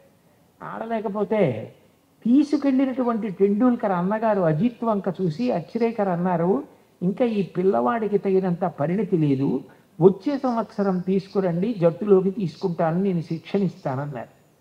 అజిత్ వెంటపడి బతిమాలన్నాడు, నా తమ్ముడు సహజంగా బిడియం కలిగినవాడు, మీ దగ్గర శిష్యరికం చెయ్యాలని ఎంతో తాపత్రయం ఉన్నవాడు, చాలా బాగా ఆడతాడు, కానీ మీరు చూస్తున్నంతగా ఆడడానికి తలబడుతున్నాడు. మీరు ఏమీ చూడనట్టు, మీరు ఎక్కడికో వెళ్ళిపోయినట్టు, అక్కడ ఆడుతున్న ఆట దగ్గరికి వెళ్ళిపోయి నించుని ఇక్కడ మా వాడి ఆట చూడండి, ఎట్లా ఉంటుందో చూసి అప్పుడు నిర్ణయం చెప్పండి అన్నాడు.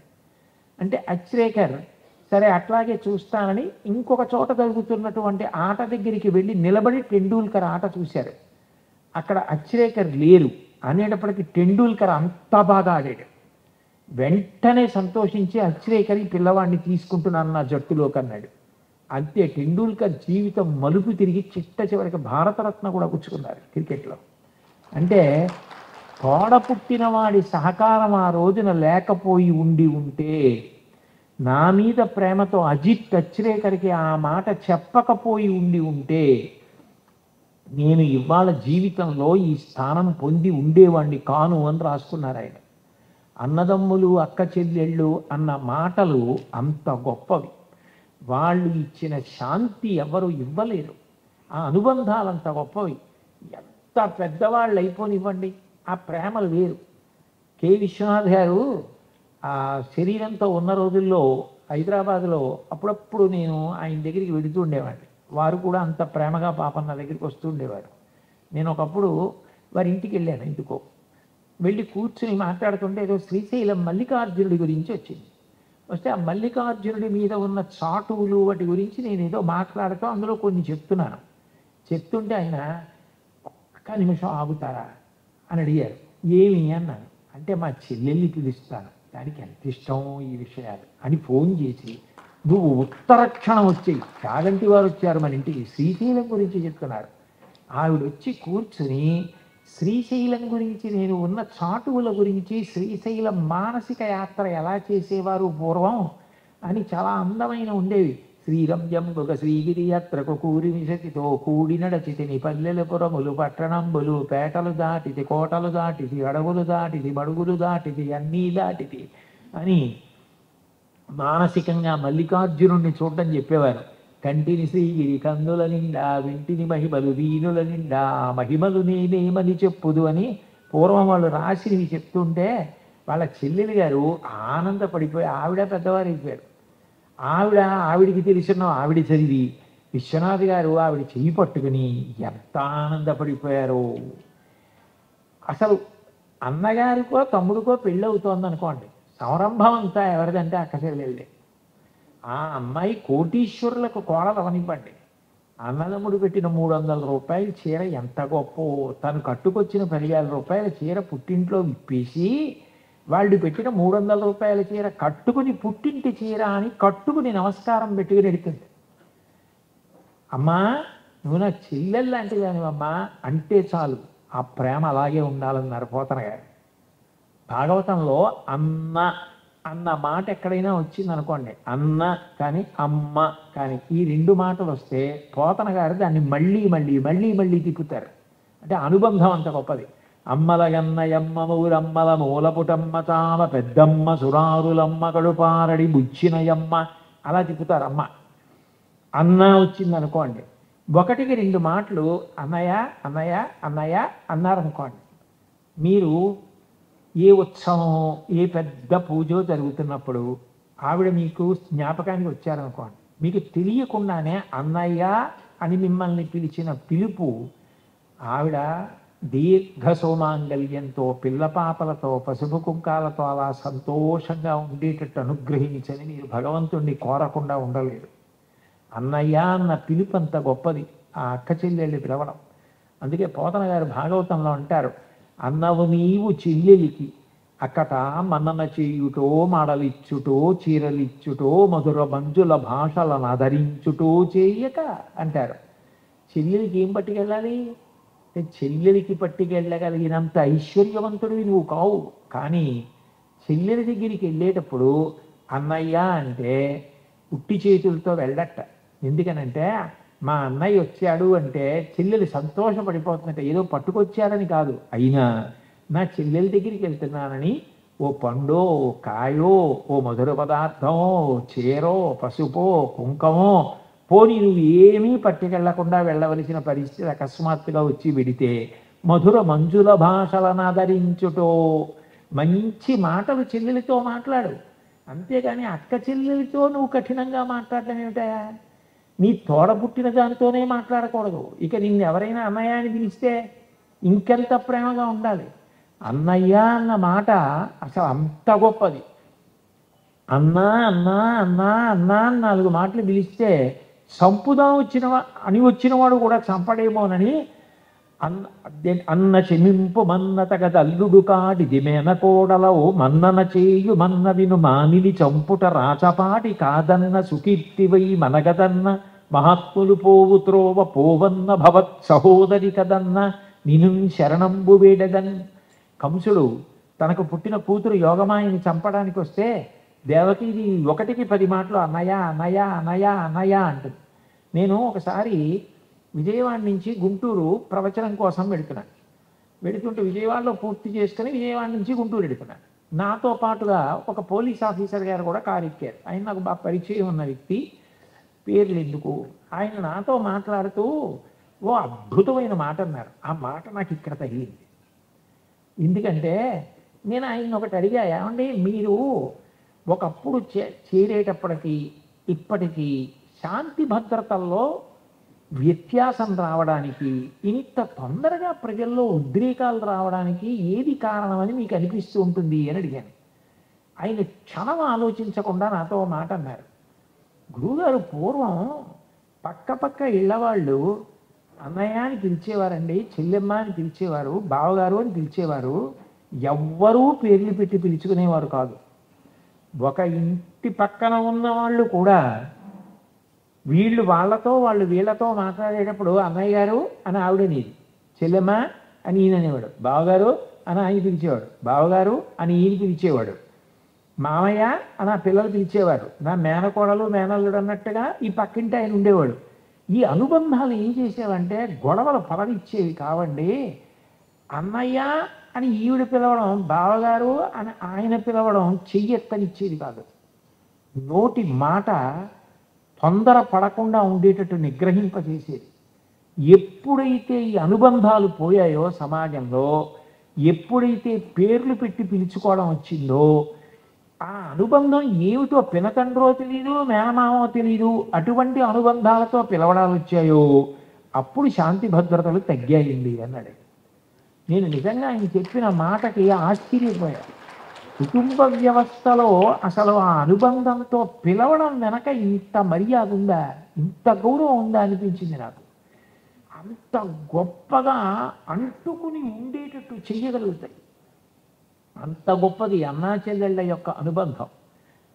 తల్లి బిడ్డలు, తండ్రి బిడ్డలు, వీళ్ళందరి యొక్క అనుబంధాలు అంత గొప్పగా ఒక్క కుటుంబ వ్యవస్థలోనే భగవంతుడు ఇచ్చాడు.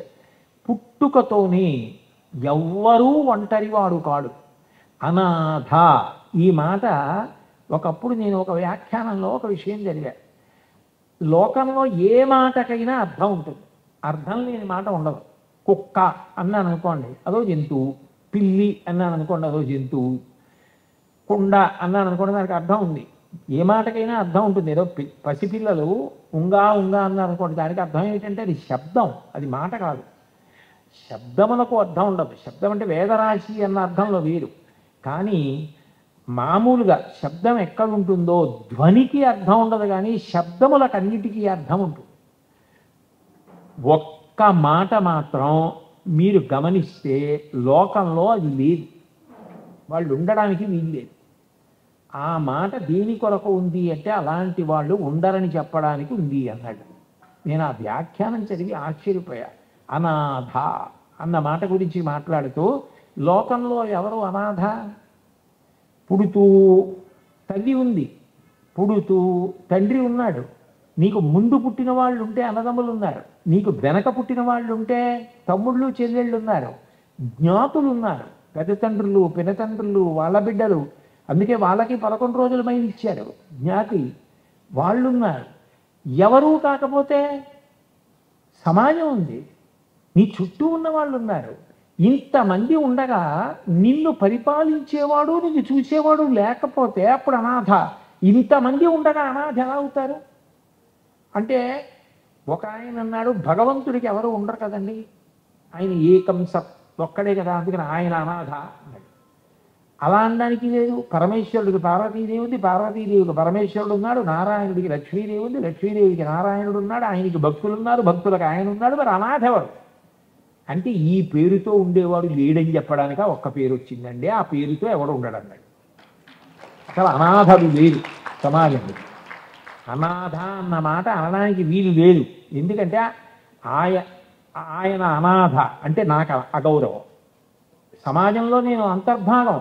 ఆకలేస్తే చూస్తూ ఉండగలవా? పట్టి అన్నం పెట్టకుండా 10 రూపాయలు ఇవ్వకుండా ఎలా అనాథ అవుతారు సమాజం ఉండగా? ఎవ్వరూ అనాథలు కాదు.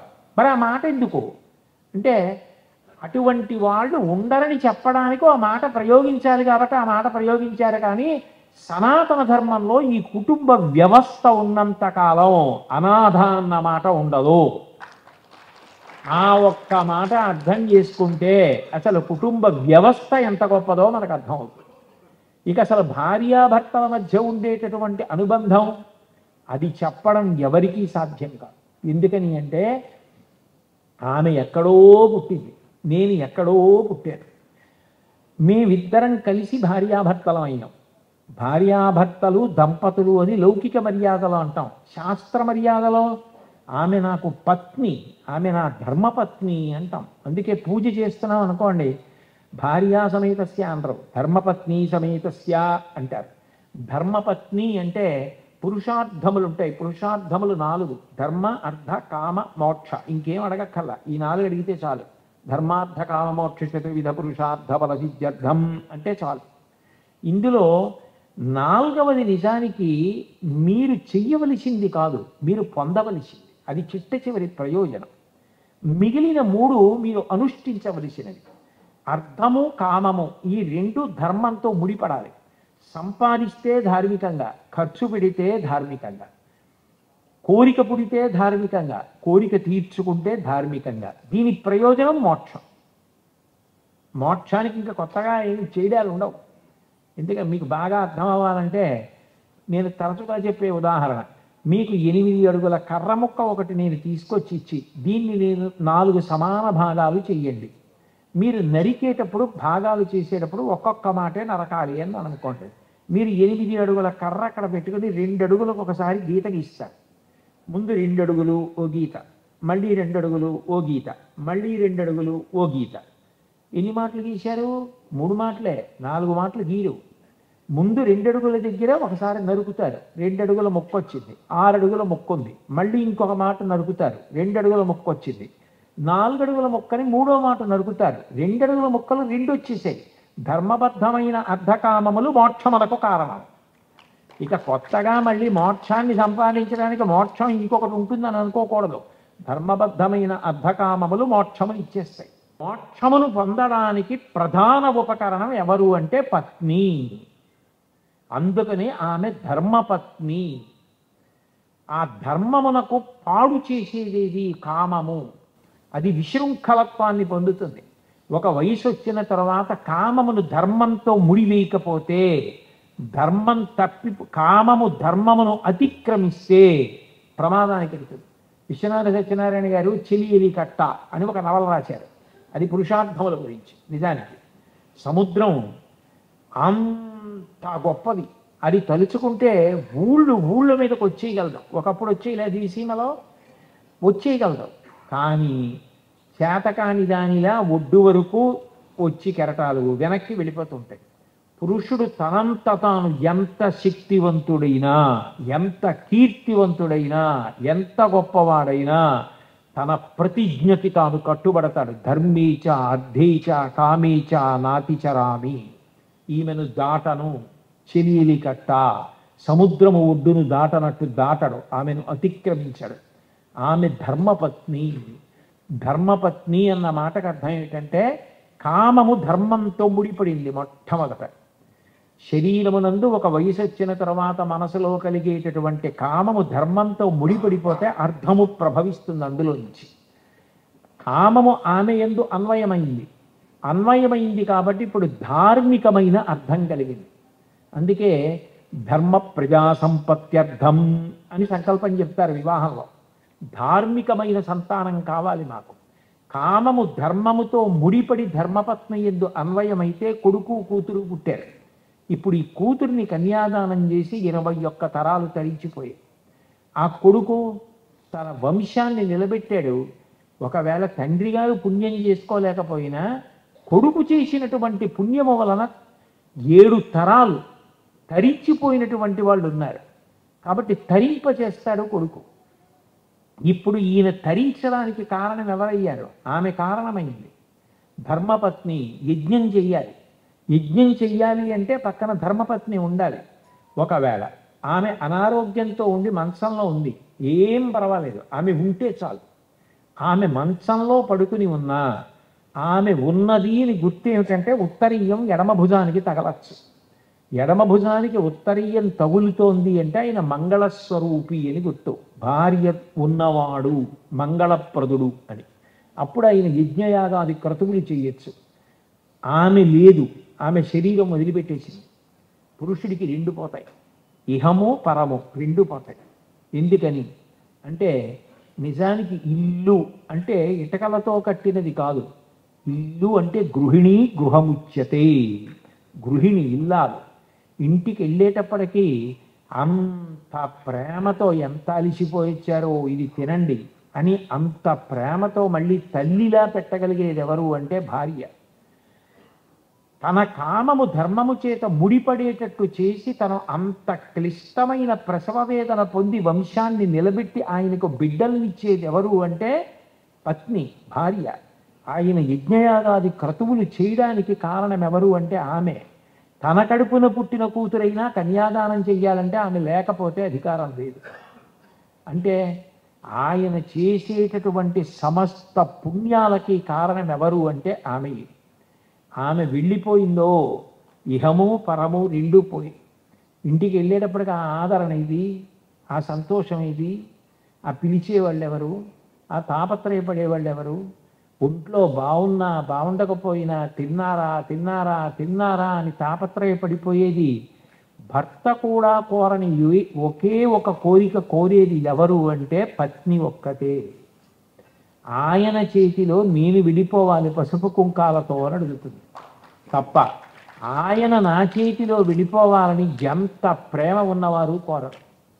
కంచి కామకోటి పీఠాధిపత్యం వహించిన చంద్రశేఖరేంద్ర సరస్వతి మహాస్వామి వారి చంద్రమౌళి ఈశ్వరారాధన చేసి తీర్థమిస్తుంటే ఒక ఆవిడ వచ్చి చెయ్యి చాపింది. చెయ్యి చాపితే ఆయన తీర్థం ఇచ్చి ఆమె వంక చూశాడు. ఆమె స్వామి నేను మిమ్మల్ని ఒక్క వరం అడగచ్చా అని కళ్ళంబట నీళ్లు ధార కింద పడిపోయి ఆయన ఆశ్చర్యపోయి ఏమమ్మా అని అడిగాడు. నా చేతులలో మా ఆయన వెళ్ళిపోయేటట్టు వరం ఇవ్వగలరా? ఆయన తెల్లబోయి ఉద్ధరిని గిన్నెలో పడేసి ఏమడిగావు అన్నాడు. నా చేతులలో మా వారు వెళ్ళిపోయేటట్టు వరం ఇవ్వండి అంది. ఏమి అన్నాడు. ఆయన అనారోగ్యంతో ఉన్నారు, జబ్బు మనిషి, మంచంలో ఉన్నారు. నేను సంపాదించి కష్టపడి పెట్టి ఆయన అలా కాపాడుకుంటున్నాను. నేను వెళ్ళిపోతే ఆయన్ని చూసేవాళ్ళు లేరు, ఆయన ఏమైపోతారో అని బెంగ. ఆయన వెళ్ళిపోయాక నాకు ఇంక అక్కర్లా ఈ ప్రపంచం. నా చేతిలో ఆయన వెళ్ళిపోయిన ఉత్తర క్షణంలో నేను వెళ్ళిపోవాలి. కానీ నేను వెళ్ళిపోయిన తర్వాత ఆయన ఉంటే నేను వెళ్ళలేను. అందుకని పసిపిల్లాన్ని చూసుకుంటున్నట్టు చూసుకుంటున్నాను. ఆయన ముందు నేను వెనక అయ్యేట్టు కొద్దిగా మార్పు చేసి పెడతారా? అంత సర్వసంగ పరిత్యాగి అంతటి మహాస్వామి రెండు చేతులు వెనక్కి పెట్టి అలా ఉండిపోయాడు. ఇది దేశ సంస్కృతి, ఇది దేశంలో దాంపత్యం అంటే, ఇది దేశంలో భార్యాభర్తలంటే. ఆమె కోరిన కోరిక ఎంత గొప్ప కోరికో చూడండి అన్నారు. ఆయన అనుగ్రహించారో అనుగ్రహించలేదో ఆయనకి ఎరుక. అంతటి దయార్ద్ర హృదయుడు ఎంత కదిలిపోయి ఉంటారో బహుశా. అంటే భార్యాభర్తల అనుబంధం అన్నది అంత గొప్పది. ప్రతి చిన్నదానికి విడాకులన్న మాట తెలియని జాతి భూమి మీద ఏదైనా ఉంటే అది ఒక్క భారతదేశమే. రామాయణంలో అంత తప్పు చేసినటువంటి అహల్యని కూడా తపస్సు చేయించి తప్పు దిద్దించి మళ్ళీ తన భార్యగా స్వీకరించిన వాడు గౌతముడు తప్ప కామం కోసం విశృంఖలత్వాన్ని పొందడం తెలియకపోవడం, ధార్మికంగా ధర్మపత్నిని స్వీకరించడం, ఇద్దరూ కలిసి ప్రస్థానం చేయడం, ఇద్దరూ ఒడిలిపోవడం, ఇద్దరూ మనవల్ని పొందడం, ఇద్దరూ వానప్రస్థంలో హాయిగా భగవంతుడి గురించి ఆలోచన చేస్తూ చిట్ట చివరి ఊపిరి వరకు ఈశ్వర సేవ చేస్తూ తరించిపోవడం. చక్రవర్తులైన వాళ్ళు కూడా ఈ దేశంలో కొడుకు పెద్దవాడయ్యాడు, వాడు ఇప్పుడు పరిపాలించగలిగిన సమర్థుడయ్యాడంటే అంత శక్తి ఉండి కూడా అంతఃపురాల్ని రాజ్యాల్ని వదిలిపెట్టేసి వానప్రస్థానికి వెళ్ళి తపస్సు చేసి తరించిపోయారు. అంత గొప్ప గొప్ప వాళ్ళు పుట్టినటువంటి దేశం, అంత గొప్ప కుటుంబ వ్యవస్థ. ఎంతసేపు ఆలోచన ఎట్లా ఉండేది అంటే, నా వారిని నేను ఎట్లా కాపాడుకోవాలి. ఏదో అది తండ్రి వరకో తల్లి వరకో కాదు, తాత ముత్తాతల వరకు సగరుల్ని తరింప చేయడం కోసం భగీరథుడు అంత తపస్సు చేసి గంగావతరణం చేయించి త్రిపథగని చేయించి పాతాళ లోకానికి తీసుకెళ్ళి 60,000 మంది సగరుల యొక్క బూది కుప్పల నుంచి ప్రవహింపజేశాడు. వాళ్ళందరూ ఉత్తీర్ణులై స్వర్గలోకానికి వెళ్ళారు. నాకెందుకు నా తాత ముత్తాత ఎక్కడి సగరులు అని అనుకోలేదు. అది ఆయన అంశుమంతుడు చేయలేకపోయాడు, సగరుడు చేయలేకపోయాడు, అంశుమంతుడు అయిపోయాడు, దిలీపుడు అయిపోయాడు. తర్వాత భగీరథుడు వచ్చాడు. అయినా అంత గొప్ప తపస్సు చేసి గంగావతరణం చేసి తరింప చేశాడు. ఈ లోకంలో ప్రత్యేకించి మనకి భారతదేశంలో కుటుంబ వ్యవస్థ అన్నది అంత గొప్పది. అన్నిటికన్నా చాలా చాలా గొప్ప విషయం భార్యతోటి భర్తకి, భర్తతోటి భార్యకి కలిసి ఉన్నటువంటి అనుబంధం. నిజానికి పురుషుడి యొక్క జీవిత మర్యాద ఎక్కడ తెలుస్తుంది అంటే, భార్య వెళ్ళిపోయేటప్పుడు ఎన్ని జన్మలెత్తినా ఆయనకే భార్యను కావాలి అనిపించుకు వెళ్ళిపోతుందే ఆ పురుషుడి జీవితం సార్థక్యం. ఒకవేళ ఆమెకి ఆయన మంచివాడైనా అట్లా అనిపించలేదనుకోండి, అట్లా అనకుండా వెళ్ళిపోయింది అనుకోండి, ఆయనకు వచ్చిన నష్టము ఉందని నేనేమి అంటలేదు. కానీ అన్ని అనుబంధాలని పక్కన పెట్టేసి వాళ్ళిద్దరూ కలిసి ప్రస్థానం చేయడం అన్నది ఈ దేశం యొక్క గొప్పతనం.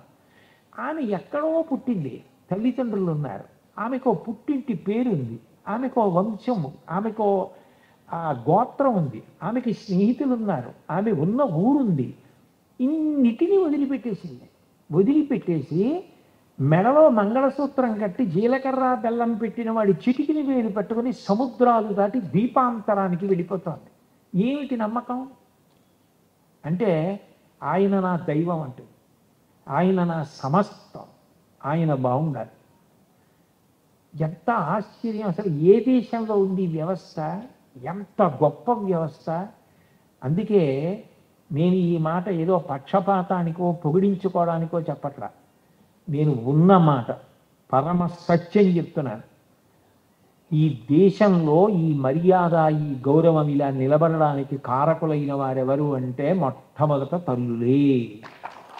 వారి త్యాగం దగ్గర ప్రారంభం కుటుంబ వ్యవస్థ ప్రారంభం. ఎక్కడ అంటే అక్కడ. అట్లా స్త్రీ రానినాడు అసలు కుటుంబ వ్యవస్థ ఎక్కడుంది? ఆమె కదిలి వచ్చేసింది, ఆమె వెళ్ళిపోతోంది, ఎన్ని సముద్రాలైనా దాటి వెళ్ళిపోతోంది. ఆ భర్త కోసం అన్నీ త్యాగం చేసేస్తుంది. సీతమ్మ రామాయణంలో అయోధ్యకాండలో ఆ మహానుభావుడు అత్రి మహర్షి భార్య అనసూయమ్మతో మాట్లాడుతూ మాట అంటుంది, అమ్మా ఈ దేశం గొప్పతనం ఎక్కడుందంటే, రాత్రి భార్యని పరుషంగా మాట్లాడి హింసించినటువంటి భర్త పడి నిద్రపోతూ ఉంటే ముందు లేచిన భార్య మంగళసూత్రం కళ్ళకద్దుకొని వీటితో నేను కడతేరిపోవాలని కోరుకుంటుందమ్మా. అటువంటి జాతిలో పుట్టిన స్త్రీని, అంత ఉత్తముడు రామచంద్రమూర్తి యొక్క భార్య నేనెందుకు గర్వపడతాను తప్ప అరణ్యవాసానికి వచ్చిన చేతకాని వాడంటానమ్మా అంది. అది దేశపు వైభవం. చిట్ట చివరికి చేరేటప్పటికి పైకి మాట్లాడరు కానీ గుప్తంగా మనసులో బెంగంతా ఏమిటంటే, నాకన్నా ముందు ఇది విడిపోతే పర్వాలేదు, నేను ఉంటాను, నేను చూస్తాను, ఆఖరి వరకు నేను ఏదో చూడగలను, ఏదో తాపత్రయం ఆయనకి. ఆయన బెంగంతా ఏమిటంటే, నేను వెళ్ళిపోతే ఇది ఏమైపోతుంది? అప్పుడు ఆయనకి ఆమె బలహీనతలన్నీ గుర్తొస్తాయి.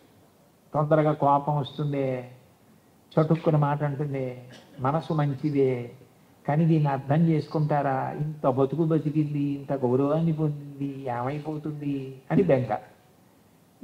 కుటుంబ వ్యవస్థకున్న గొప్పతనం ఏమిటంటే, కొడుకొక్కడు మంచివాడు అనుకోండి, ఆయన హాయిగా శరీరం వదిలేస్తాడు, ఏం పర్వాలేదు వాడు. ఎక్కడండి అసలు మనిషికి శాంతి? అది తప్ప ఎక్కడుంది? సమస్త శాంతికి కారణం కుటుంబ వ్యవస్థే. మనిషికి సంస్కారం ఎక్కడి నుంచి వస్తుంది? విశ్వవిద్యాలయం సంస్కృతికి ఏది అంటే తాతగారు పడుకున్న మంచం, తాతగారు పడుకుంటాడే, పడుకున్నప్పుడు మనవడు వచ్చి తాతగారి డొక్కలో చేరుతాడు.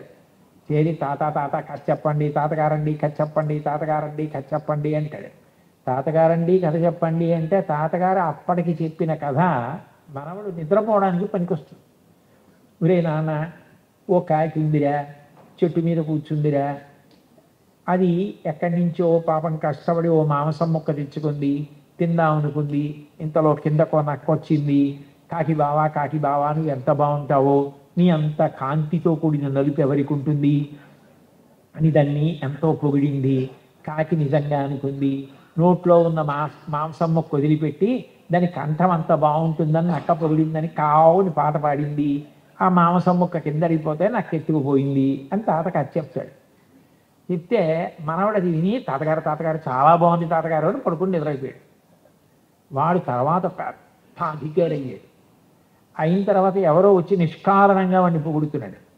పొగుడుతుంటే వాడు అనుకుంటాడు, చిన్నప్పుడు మా తాతగారి పక్కన పడుకున్నప్పుడు మా తాతగారికి అది చెప్తుంది, ఇలా నక్క పొగిడితేనే కాకి మాంసం మొక్క వదిలింది, మా తాతగారు చిన్నప్పుడే నేర్పారు, నీ వాళ్ళ లొంగనంటాడు. తాతగారు మంచం విశ్వవిద్యాలయం, పిల్లవాడి యొక్క వ్యక్తిత్వాన్ని చక్కదిద్దుతుంది. తాత, నాన్నమ్మ, అమ్మమ్మ, తాత వాళ్ళందరూ కలిసి ఉండడం, మేనమామ, తన ఇల్లు గొప్ప కాదండి. నేను ఒక కుటుంబాన్ని చూశా, ఈ ప్రవచనాల పేరు చెప్పి అనేక ఊళ్ళు ఎప్పుడప్పుడు వెడుతూ ఉంటాను కదా, అనేక కుటుంబాలను చూస్తుంటా. ఒక కుటుంబం నాకు తెలిసిన కుటుంబం ఉంది, మా అబ్బాయికి తెలుసు. ఆ ఇంట్లో కోడల్ని పురిటికి పంపించాడు మొట్టమొదటిసారి, తొలికాంపు. ఆ అమ్మాయి పుట్టింటికి వెళ్ళి 2 రోజులు ఉండి జ్వరం వచ్చి జ్వరంలో అత్తగారిని స్మరిస్తోంది. ఆ పుట్టింటి వారు ఉన్నవాళ్లే, అమ్మాయి ఇక్కడ మా అమ్మాయి ఉండలేదు ఏమనుకోకండి, తీసుకెళ్ళిపోండి అని తీసుకొచ్చి అత్తారింట్లో దింపేశారు. అత్తగారు 2 రోజుల్లో ఆవిడ అసలు డీలా పడిపోయి అన్నం తినడం మానేసింది. అత్తగారు కోడలు మొదటి నుంచి కలిసి ఉన్నారా, కడుపున పుట్టిందా? అవి కుటుంబాలు. మా వాళ్ళంటే బంధువులు ఎవరొచ్చినా అంత ప్రేమ, ఆ కూర్చోబెట్టడం, ఆ కలిసి ఉండడం. వాళ్ళకి మాకు మాటలు లేవు, వాళ్ళకి మాకు గొడవలు ఉన్నాయి. అదే మనుష్య జన్మ, అదే సంస్కారం. ఎంతమంది చేత ఒక వయసు వచ్చేటప్పటికీ గౌరవింపబడతావో, పెదనాన్నగారు అని పిలిపించుకోవడం ఎంత మర్యాద అండి. నాన్నగారే ఎంత గొప్పదైతే పెదనాన్నగారు, తమ్ముడి పిల్లలు పెద్దనాన్నగారు అని పిలుస్తారు అంటే అందులో ఎంత మాధుర్యం, ఎంత కర్తవ్యత అనిస్తుంది. వాళ్ళ గురించి ఆలోచించవలసిన అవసరం. పెద్దనాన్నగారు అని పిలవడం ఎంత మధురమైన పిలుపు. అనయ అని పిలిస్తే ఎంత మధురం. చెల్లెలా అని పిలవడం, చెల్లెలింటికి వెళ్ళడం. అసలు కార్తీక మాసంలో భగినీహస్త భోజనం అని చెల్లెలింటికి వెళ్ళరా, చెల్లెలు అన్నం వాడికి లేక చెల్లెలింటికి వెళ్ళాలి, చెల్లెలు పెట్టిన అన్నం తినాలి, చెల్లెల్ని పిలవాలి, చెల్లెలికి పెట్టాలి. భగినీహస్త భోజనం అని పెట్టారు. అంటే మానవీయ విలువలకి ఎంత మర్యాదనిచ్చారో. ఇవి ఇంత గొప్పవైతే ఇంతకన్నా గొప్పది గురు శిష్య సంబంధం. ఆయన కుటుంబ వ్యవస్థలో ఒకడు కాడు, కానీ ఎవరికన్నా త్యాగమూర్తి ఎవరంటే గురువే. ఆయన ఎంత కష్టపడి నేర్చుకున్నాడో. లోకంలో ఎవరి ఆస్తి అయినా బిడ్డలకు ఎడుతుంది. గురువుగారి ఆస్తి మాత్రం ఆయన చదువు, ఆయన సంస్కారం. అవి ఎవరికి ఎడతాయంటే ఆయన మీద నమ్మకం ఉన్న ఆయన శిష్యులందరికీ వెళ్ళిపోతాయి తప్ప ఆయన బిడ్డలకే అవి వెళ్ళవు. అందరూ ఏం చేస్తారంటే పుట్టుకనిస్తారు తల్లిదండ్రులు, కానీ మళ్ళీ పుట్టవలసిన అవసరం లేని జ్ఞానములు ఇవ్వగలిగిన వాడు గురువు.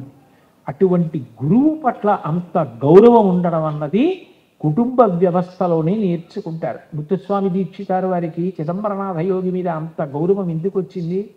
తండ్రి గారు అయినటువంటి మహానుభావుడు ఆయన నేర్పినటువంటి సంస్కారం, ఆ గురువుని గౌరవించడం. అబ్దుల్ కలాం గారంతటి వారు వ్రాసుకున్నారు జీవిత చరిత్రలో. చిన్నప్పుడు తన గురువు తనని తీసుకెళ్ళి ఆ పక్షి ఎలా ఎగురుతుందో చూపించడం వల్ల ఏరోనాటికల్ ఇంజనీరింగ్లో ఆయనకి ఎంత ఉత్సాహం కలిగిందో, ఎందుకు ఆ విద్యలోకి ప్రవేశించారో. ఒకనాడు ఆయనకి మెడ్రాస్ ఇన్స్టిట్యూట్ ఆఫ్ టెక్నాలజీలో సీట్ వస్తే కట్టడానికి 1000 రూపాయలు లేకపోతే ఆయన సోదరి జోహరా ఆవిడ కష్టపడి తన చేతి గాజులు గొలుసు తాకట్టు పెట్టి ఇస్తే ఆ 1000 రూపాయలతో చేరి అమ్మ నేను సాధ్యమైనంత తొందరగా తాకట్టు విడిపించి నీకు ఇచ్చేస్తానన్నారు. అప్పటికి చదువుకుంటున్న ఆయన ఎలా విడిపిస్తారు? ఆయనకున్న ఒక్క మార్గం, మెడ్రాస్ ఇన్స్టిట్యూట్ ఆఫ్ టెక్నాలజీ ఆ రోజుల్లో అంత సుప్రసిద్ధ సంస్థలో బాగా చదువుకుని స్కాలర్షిప్ సంపాదించి విడిపించాలి. చిల్లెలు నగలు విడిపించడానికి బాగా చదవడం మొదలుపెట్టినటువంటి కలాం గారు ఈ దేశానికి ఎంత గర్వించదగ్గ బిడ్డ అయ్యారో మీ అందరూ కూర్చొని. కాబట్టి గురువు అంత గొప్పవాడు. రామాయణం చదువుతుంటే అసలు బాలకాండలో ఆ విశ్వామిత్రుడు మాట్లాడే మాటలు వింటుంటే, ఆ శ్లోకాలు చదువుతుంటే గుండె కరిగిపోతుంది. ఎంత ప్రేమో! రామ చీకటి పడిపోయింది, క్రూర జంతువులు అరుస్తున్నాయి, పక్షుల యొక్క అరుపులు వినపట్టం లేదు, సమస్త భూతములు పడుకున్నాయి, నువ్వు పడుకో, నీకు క్షేమముగుగాక, రామా భద్రంతి అంటాడు. గురువు ఎప్పుడూ శిష్యుల యొక్క హితాన్ని కోరుతూ ఉంటాడు, ఎప్పుడూ వాళ్ళు వృద్ధిలోకి రావాలని కోరుకుంటూ ఉంటాడు. ఆయనకి ఏ అనుబంధం ఉందని? ఏ అనుబంధం లేదు. అయినా గురువు గారు అంటే ఎప్పుడూ శిష్య హితయోద్యత సతతం, శిష్యుల యొక్క హితము కొరకు పరితపిస్తాడు. అంత గొప్ప కుటుంబ వ్యవస్థ. మీరు అగస్త్య మహర్షి అయితే సముద్రాన్ని పుడిచిడబెట్టాడు, కానీ ఇంత పెద్ద విషయాన్ని ఇచ్చి నన్ను ఒక్కరోజు కాసేపు వచ్చి మాట్లాడి వెళ్ళమన్నారు. అందుకని మీకు తెలియని విషయాలు కావు. మీరందరూ కుటుంబాల్లో లేని వాళ్ళు కారు, అందరూ అన్నీ తిన్నవే. కానీ ఒక్కొక్కసారి ఎలా ఉంటుందంటే, మనం తిన్న పదార్థం యొక్క గొప్పతనాన్ని ఇంకోళ్ళు చెప్తూ ఉంటే చాలా సంతోషంగా ఉంటుంది. ఏదో నాగపూర్లో తయారు చేసే హల్వా ఇంత గొప్పది అని మనం హల్వా తింటూ ఉండగా నాగపూర్ వాళ్ళు ఎవరో కమలా ఫలాలతో ఇక్కడ ఇంత బాగా చేస్తారని చెప్పి అబ్బా ఇంత గొప్పదా అని గుర్తుండిపోయినట్టు. అందరూ కుటుంబ వ్యవస్థలో మాధుర్యం అనుభవిస్తున్న వాళ్ళే అయినా దాన్ని ఒకసారి విని సంతోషించాలి, మరింత పూనిక పొందాలి, మన పిల్లలు పొందాలన్న మంచి మనసుతో మీరు ఇంత మంచి విషయం గురించి తెలుసుకోవాలనుకోవడం నాకు ఎంతో ఆనందాన్ని ఇచ్చింది. భగవంతుని యొక్క నిర్హేతుక కృపాకటాక్ష వీక్షణముల వలన ఎప్పటికీ కుటుంబ వ్యవస్థ చెక్కు చెదరకుండా ఇట్లాగే నిలబడి, ప్రతి ఇంట తాత, నాన్నమ్మ, అమ్మమ్మ, తాత, మేనమామలు, అత్తలు, మేనత్తలు, మామయ్యలు, తల్లి, తండ్రి, పిల్లలు ఇంతమంది కలుస్తూ ఒకళ్ళింటికొకళ్ళు ఎడుతూ భోజనాలు చేస్తూ పొరపక్షాలు లేకుండా పచ్చని చెట్టులా సంతోషంగా ఋషులు కోరుకున్నట్టుగా ఈ సమాజం వృద్ధిలోకి వచ్చేటట్టుగా అనుగ్రహించాలి అని కోరుకుంటూ ఈశ్వరుడి పాదములకు వీరొక్క మాట నమస్కరిస్తూ, ఇంత ప్రేమగా నన్ను తీసుకొచ్చి కూర్చోబెట్టి మీ అందరూ కూడా విన్నారు. ఇటు తిరిగి నాకు ఒక్కటే చిన్న బాధ కలిగింది. ఏంటంటే పాపం నేను వచ్చేటప్పటికి ఆ పాప తల మీద 2-3 కలశలు పెట్టుకుని నృత్యం చేస్తోంది. అటువంటప్పుడు ఏమాత్రం దృష్టి కేంద్రీకరణ తగ్గినా అవి కింద పడ్డాయనుకోండి, ఆ అమ్మాయి నృత్యం సరిగ్గా చేయలేదంట. అందుకని నేను వచ్చినప్పుడు నా చుట్టూ చేరితే ఆ అమ్మాయికి దృష్టి కేంద్రీకరణ పోతే పాపం చిన్న పిల్ల ఎక్కడ అప్రతిష్టపడి చిన్నబుచ్చుకుంటుందో అని బెంగబెట్టుకుని, అయ్యో నా వల్ల ఆ అమ్మాయికి అట్లా కష్టం రాకూడదని ఇప్పుడేం వద్దు, ఏం వద్దు, ఏం వద్దు, పక్కకుండండి అని చెప్పడానికి కారణం ఆ అమ్మాయి మీద ప్రేమ. అది లేని నాడు నేను కుటుంబ వ్యవస్థ గురించి మాట్లాడడానికి నాకు ఏం అధికారం ఉంటుంది? అందుకని మీ అందరి ప్రేమకి నేను వేరొక్కసారి కృతజ్ఞతలు తెలియచేస్తూ, మీరు కుటుంబ వ్యవస్థలో ఇంటికెళ్ళి భోజనం చేయడం కూడా అంతర్భాగం. గాజుల చేతి భోజనం చేసి సంతోషించాలి, అదొక మహదైశ్వర్యం. ఆయన గాజుల చేతి భోజనం చేస్తున్నాడంటే 95 ఏళ్ల వాడికి 90 ఏళ్ల భార్య గాజుల చేతి భోజనం పెట్టడం ఒక మహదైశ్వర్యం. అందుకని ఈ ఐశ్వర్యం ఎప్పటికీ అట్లాగే ఈశ్వరుడు అందరికీ అనుగ్రహించాలని కోరుతూ స్వస్తి.